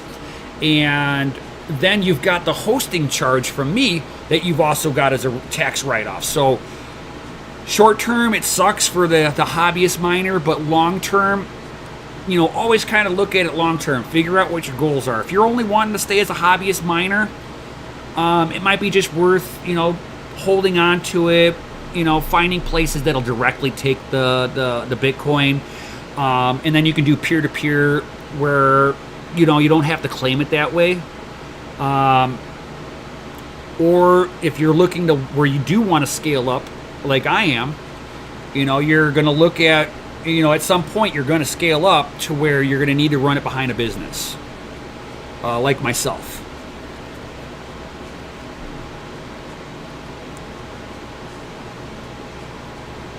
Right. So, yeah, you kind of gotta get, an idea of how you want to do everything, and then, you can kind of make a better decision from there. But if you're wanting to definitely scale up, it's worth, kind of holding on to everything, and then once you get to that point where you can set up the business, roll everything into the business. Make sure if you're buying graphics cards, save the receipts on that. I don't know how Denmark works on this, but here in the United States, I've got 3 years to be able to write off the price of that for tax purposes. So find out what it is, how it's set up in your country. I really have no idea.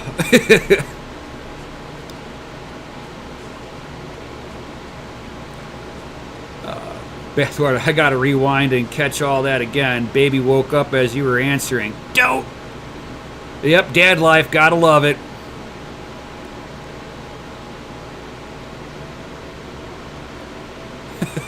Go take care of that. Take care of the chitlin. We are George. Yo. So, does anybody else have any other comments or questions for me before I hop out of here and go hang out with my wife that just got off of work?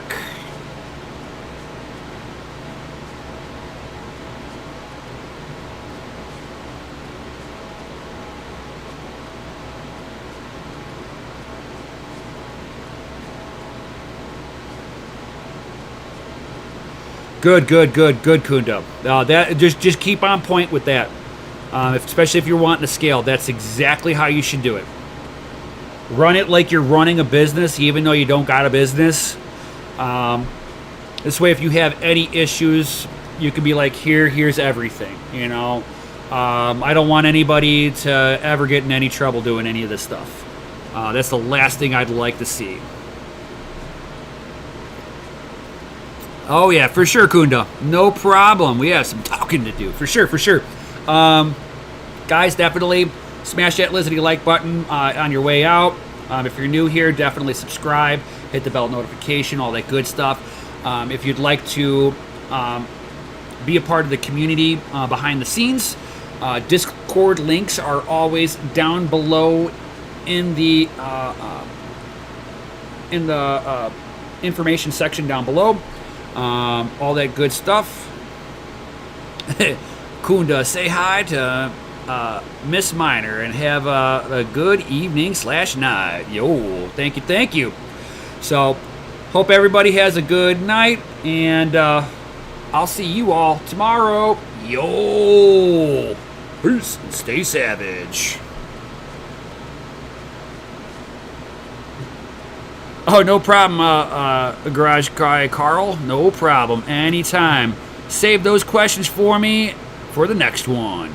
Peace.